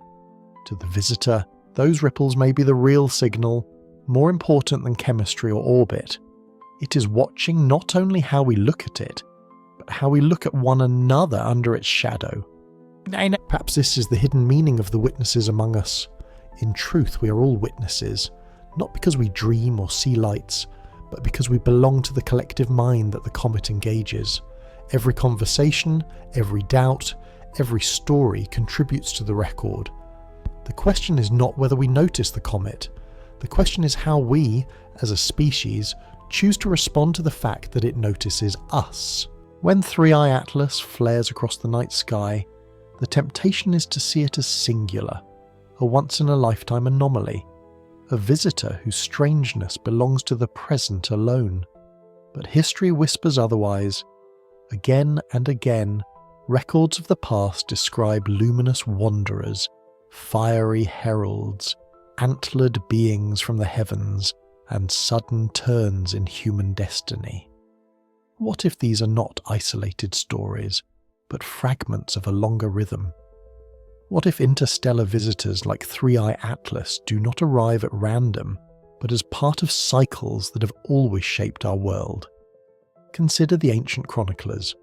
In China, imperial astronomers meticulously recorded comets, associating them with the fall of dynasties and the rise of new orders. In Mesoamerica, celestial visitors were tied to the cycles of creation and destruction, woven into calendars that marked not only agricultural rhythms but cosmic ages. Across Europe, comets were dreaded as harbingers of plague, famine, and conquest. The association between bright wanderers and cultural upheaval was nearly universal. Skeptics dismiss this as superstition. But what if the ancients were not entirely wrong?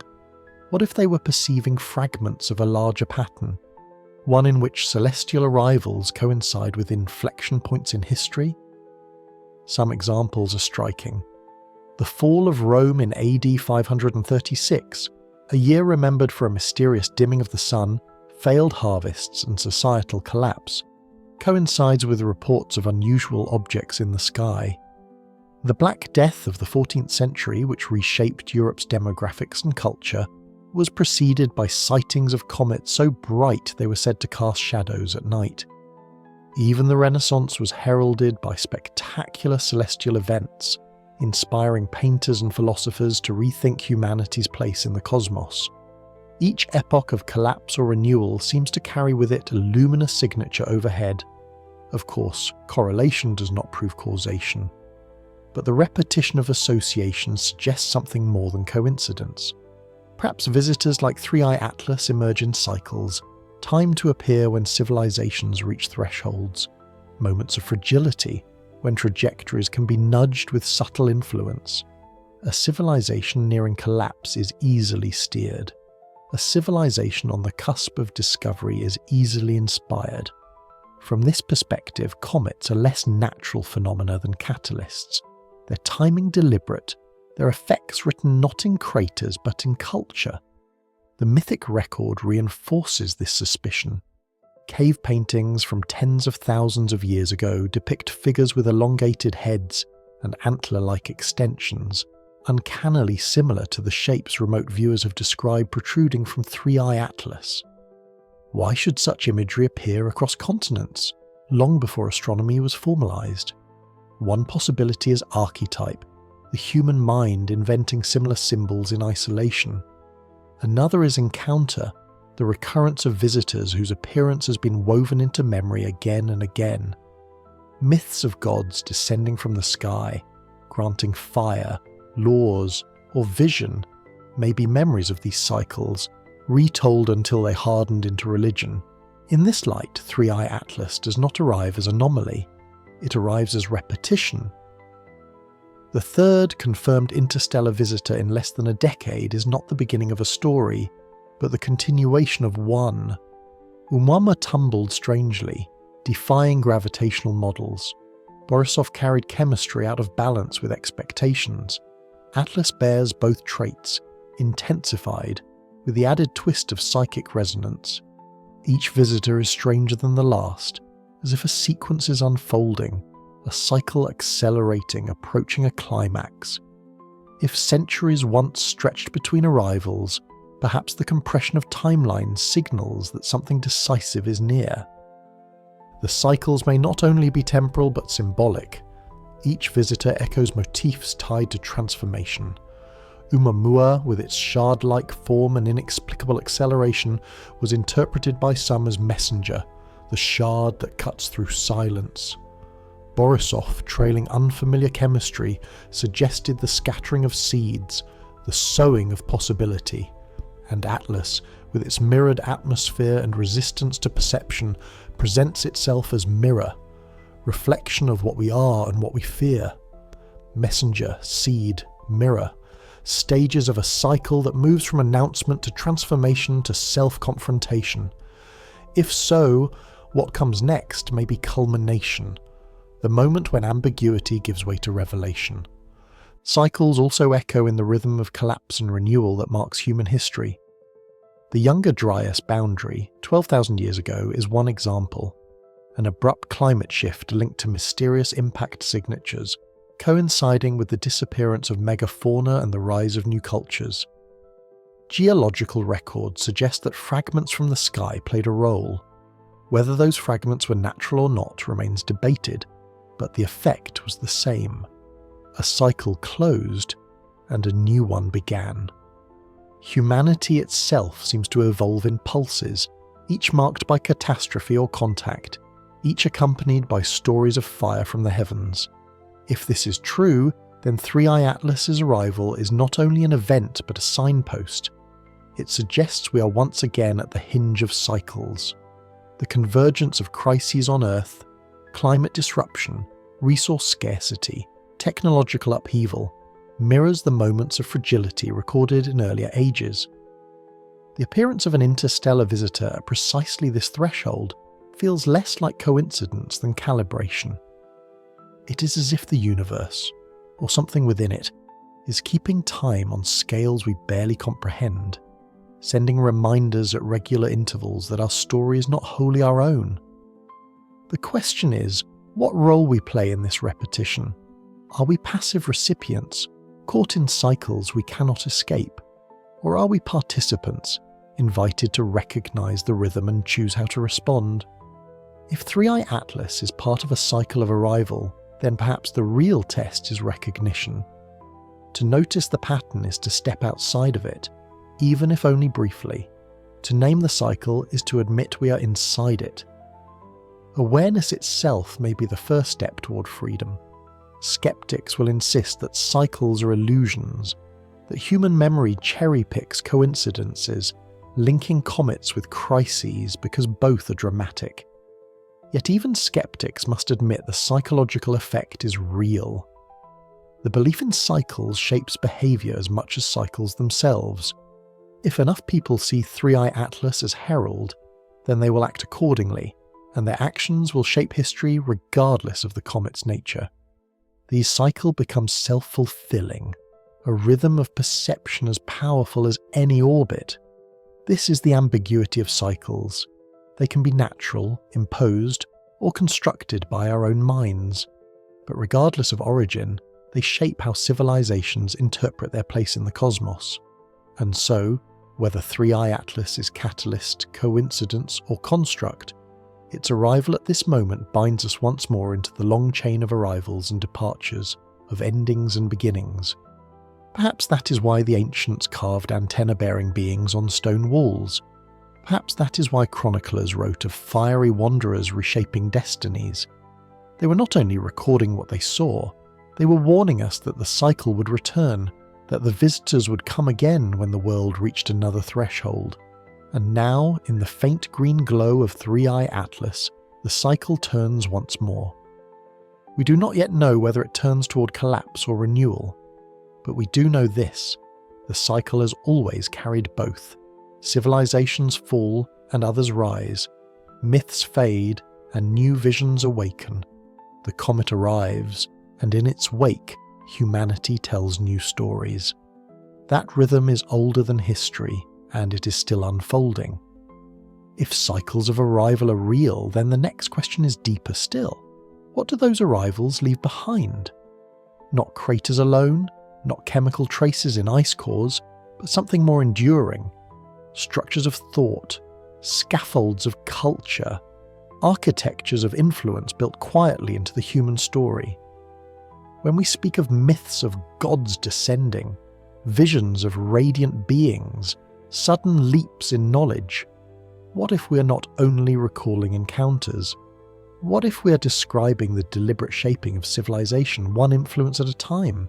Human history is marked by turning points that feel disproportionate to their context.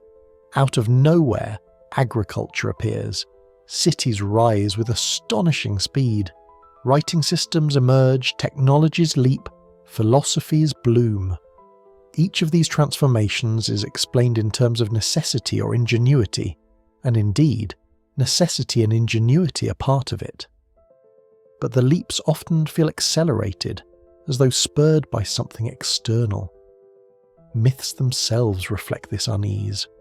Gods are said to have delivered fire, laws, and tools. Prophets describe visions that reorder entire cultures.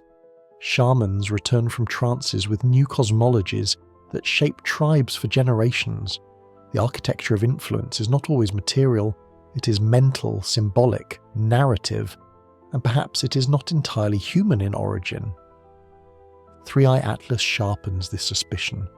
Its very anomalies seem tailored not only to confound instruments, but to provoke imagination. An atmosphere that mirrors Earth's ancient air, a fingerprint designed to resonate with our past. Antenna-like projections seen in vision, forms that echo carvings found across continents. Resistance to perception, an effect that forces us to reconsider the boundaries of consciousness. None of these anomalies are neutral. Each one generates stories, and those stories themselves are the architecture, frameworks of meaning that guide behaviour, faith, and identity. Take religion. Nearly every major tradition speaks of contact from the heavens, messengers, angels, gods descending. Some arrive with gifts, agriculture, healing, sacred law. Others arrive with warnings threatening destruction if humans stray.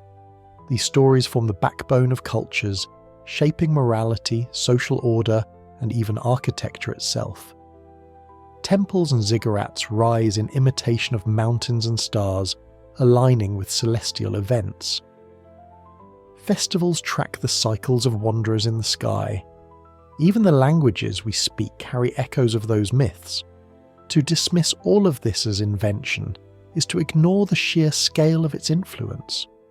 If external visitors provoked even part of it, then human civilization has been guided less by chance than by dialogue. A dialogue we didn't always recognize as such. Consider too the architecture of knowledge. Sudden leaps often appear without clear precursors. The discovery of the wheel, the invention of writing, the sudden grasp of geometry and astronomy in ancient cultures, these arrive as if seeded. Some traditions admit this openly. The Sumerians attributed their knowledge to beings who descended from the heavens. The Dogon of Mali described the invisible companion star of Sirius long before modern telescopes confirmed it. The Mayans embedded celestial cycles in their calendars with uncanny precision. Whether coincidence, intuition, or contact, these examples suggest that knowledge may have been less invented than received. Influence may have been the blueprint behind progress. If so, then 3i Atlas belongs to an architecture already under construction. Its presence is not isolated. It is a new stone laid atop an older foundation. The cycles of arrival described in myths and histories are less about chance and more about continuity. Each visitor adds another layer, shaping the direction of human growth, ensuring that civilizations evolve along certain trajectories. Sometimes the influence may be destructive, collapse following famine, war, or plague. Sometimes it may be creative, bursts of innovation, or spiritual renewal. Either way, the pattern suggests guidance, subtle but deliberate. This raises unsettling questions about autonomy. If myths, religions, and knowledge itself are shaped by external influence, how much of our history is truly ours? Are we independent agents carving our own destiny, or apprentices being led through stages of development? Perhaps both. Influence does not erase agency. It bends it, nudges it, frames the possibilities. A gardener does not grow the plant directly, but shapes its soil, light, and water. If 3i Atlas and its predecessors are gardeners of civilization, then we are the plants. Growing, yes, but within parameters we do not fully control. The architecture of influence also explains the persistence of archetypes. Why do cultures separated by oceans describe antennaed or antlered beings? Why do myths of radiant visitors repeat across continents? Why do modern remote viewers sketch forms identical to carvings made millennia ago? The similarities are too consistent to dismiss as coincidence. Archetypes, in this sense, are less inventions of the human mind than imprints left by repeated encounters. Each cycle of arrival reinforces the pattern, embedding it deeper into collective memory until it persists across generations as cultural DNA. Even our systems of power may carry the fingerprints of influence. Kingship in many traditions was justified by descent from the heavens, sacred bloodlines, divine mandates, celestial omens. These were not simply tools of control. They were architectures of legitimacy, ensuring that human governance mirrored what was perceived in the sky. If visitors shaped myths of divine authority, then they also shaped political structures, anchoring human hierarchies to cosmic narratives. In this light, the power structures we inherit may not be entirely human inventions.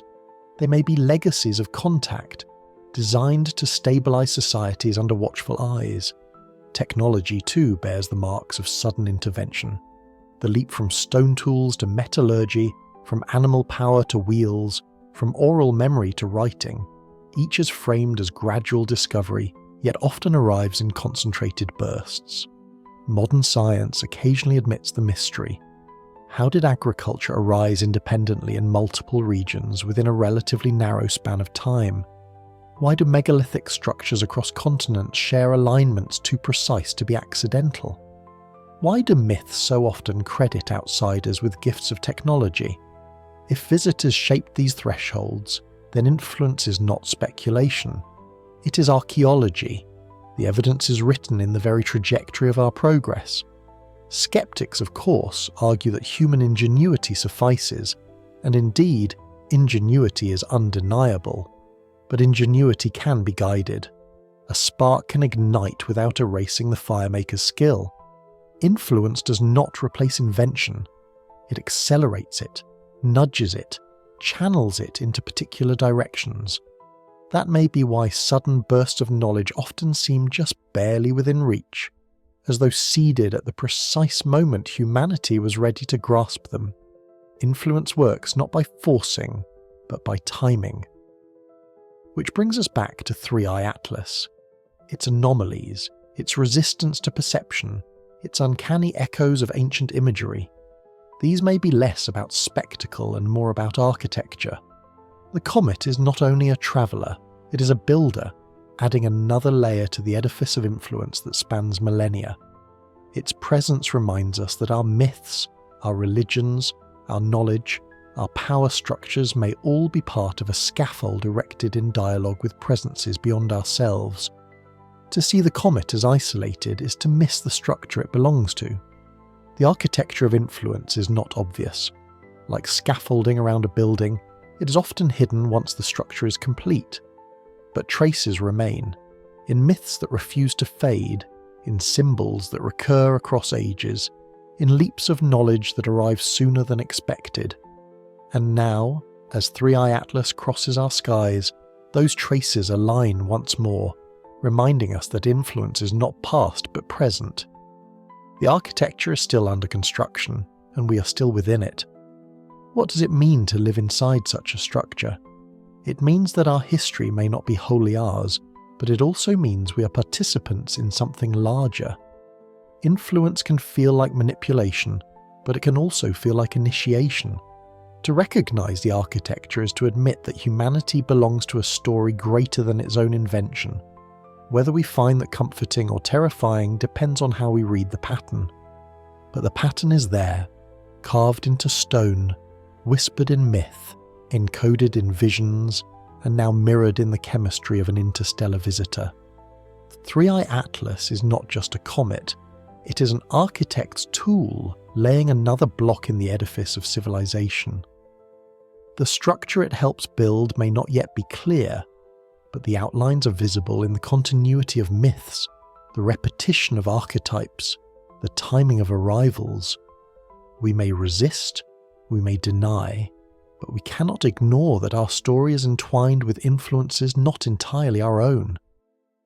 The architecture of influence surrounds us, and Three-Eye Atlas is only its latest addition.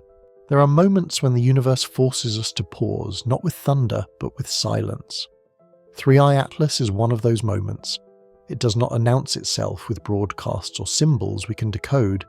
It drifts, indifferent in appearance, yet charged with a weight that presses against our imagination. And in that weight, something shifts. The comet is not simply an object crossing the solar system. It is a mirror held against us, revealing not only what we see, but how we see. From the beginning, its presence has unsettled. Instruments reported chemistry that should not exist, ratios that echo the air of Earth's own distant past. Remote viewers sketched forms that matched carvings left by hands thousands of years gone. Witnesses spoke of dreams, synchronicities, encounters that resisted dismissal. None of this provides certainty, and perhaps that is the point. The comet does not resolve into a single explanation. It invites us to live with ambiguity, to recognize that mystery itself can be a teacher. To reflect on Three-Eye Atlas is to realize that consciousness has never been sealed. We comfort ourselves with the idea that thoughts are private, that minds are islands. Yet the testimonies surrounding this visitor suggest otherwise. Awareness may be porous, open to influences we cannot yet measure, receptive to presences that move not through sound or light but through meaning. Dreams, visions, myths. These may not be mere products of imagination, but fragments of dialogue carried through channels science has not yet named. If so, then the threshold before us is not technological, but psychological. To cross it means admitting that the cosmos does not only surround us, it speaks in ways subtle and profound to the deepest layers of mind. This possibility is both unsettling and exhilarating. It unsettles because it blurs the line between self and other.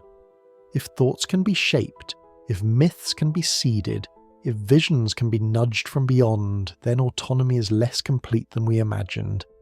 History itself may not be entirely ours, yet it exhilarates because it dissolves loneliness. Humanity is no longer an isolated flicker in a vast void. We are participants in a larger dialogue, woven into patterns that stretch across centuries, perhaps across civilizations. Influence is not only intrusion, it is also relationship. To be influenced is to be recognized. To be guided is to be considered.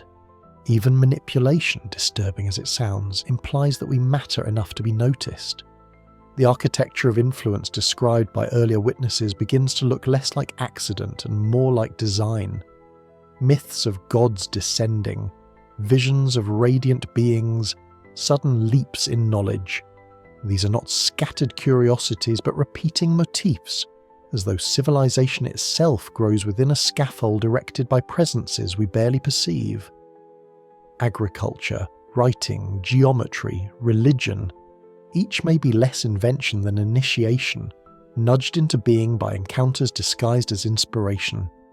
If Three-Eye Atlas belongs to this lineage, then it is less a comet and more a builder, laying another stone in the edifice of culture. We did not choose the foundation, but we inhabit the structure and we continue to add to it. This reframes the question of freedom. We are neither puppets nor masters. We are apprentices, shaping within boundaries we do not fully control. Influence guides, but it does not dictate. Just as a gardener prunes and waters but does not decide the shape of every leaf, so too might visitors guide the growth of civilization without erasing its individuality. The challenge for us is to recognize the influence without surrendering to it. Awareness itself becomes resistance. By naming the patterns, by seeing the scaffolding, we claim a measure of agency within it. The architecture no longer hides, it becomes visible. To dwell in this recognition is to accept paradox. We are influenced, yet free. We are vulnerable, yet resilient. We are small, yet significant. Three-Eye Atlas forces us to hold these contradictions without collapsing into denial or paranoia. Denial insists that everything strange is illusion, and so blinds us to possibility. Paranoia insists that everything is manipulation, and so blinds us to wonder. The comet teaches a harder lesson, that truth lies in the space between, in the ability to honour ambiguity without despair. To cultivate that resilience may be the very purpose of its arrival. Seen this way, the comet is not executioner but examiner. It measures less our technology than our maturity. How do we respond when faced with mystery? Do we fracture into panic, conspiracy, denial? Or do we allow wonder to shape us, even when fear whispers at the edges? Perhaps this is the real test. Not whether we can defend ourselves from an interstellar visitor, but whether we can hold steady in the presence of the unknown. Survival in a universe alive with intelligence may depend less on weapons than on awareness, on the ability to remain curious without collapsing into terror. This test has already begun. It is written in the way stories of Three-Eye Atlas spread, in the way dreams cluster, in the way ancient motifs resurface in modern visions. It is written in how we debate, how we imagine, how we respond to ambiguity. The comet does not need to act violently, it only needs to appear, and humanity reveals itself. In our responses, the measure is taken. The threshold, then, is not a line we cross once, but a condition we enter. It is the recognition that the cosmos is not silent, and that consciousness is part of its medium. To live beyond this threshold is to live with the awareness that our minds are not sealed fortresses but open landscapes, shaped by currents we barely perceive. That recognition is unsettling, but it is also liberating. It means we are not alone. It means we belong to something larger than ourselves. And so, Three-Eye Atlas becomes more than comet, more than anomaly, more than threat. It becomes a mirror of our uncertainties, a teacher of humility, a reminder of wonder. It shows us that survival is not guaranteed, that autonomy is not absolute, that history is not solitary. But it also shows us that existence is extraordinary, that influence is relationship, that consciousness itself may be the deepest frontier. What matters in the end is not whether we prove the comet is natural or constructed, probe or rock. What matters is how we choose to awaken in its presence. We can retreat into denial, insisting that nothing exists beyond what instruments confirm. We can collapse into paranoia, convinced that every thought is intrusion. Or we can take the harder path, to embrace ambiguity, to honour testimony, to live with wonder even when certainty eludes us. That path does not promise safety, but it does promise meaning. The last vision of Three-Eye Atlas is not in telescopes or spectrographs. It is in us, in the dreams we remember, the myths we retell, the questions we ask as we look into the sky. The comet will fade, its tail dissolving into the dark, but the vision it leaves behind will endure. It is the vision of humanity at a threshold, aware of influence, aware of connection, aware that its own consciousness is part of the dialogue of the cosmos. And perhaps that is the true gift. Not certainty, not survival, but recognition. That we are participants, not just observers. That our awareness matters, fragile though it is. That in a universe where comets may be constructs and myths may be memories, the greatest mystery is not what visits us, but how we awaken in response.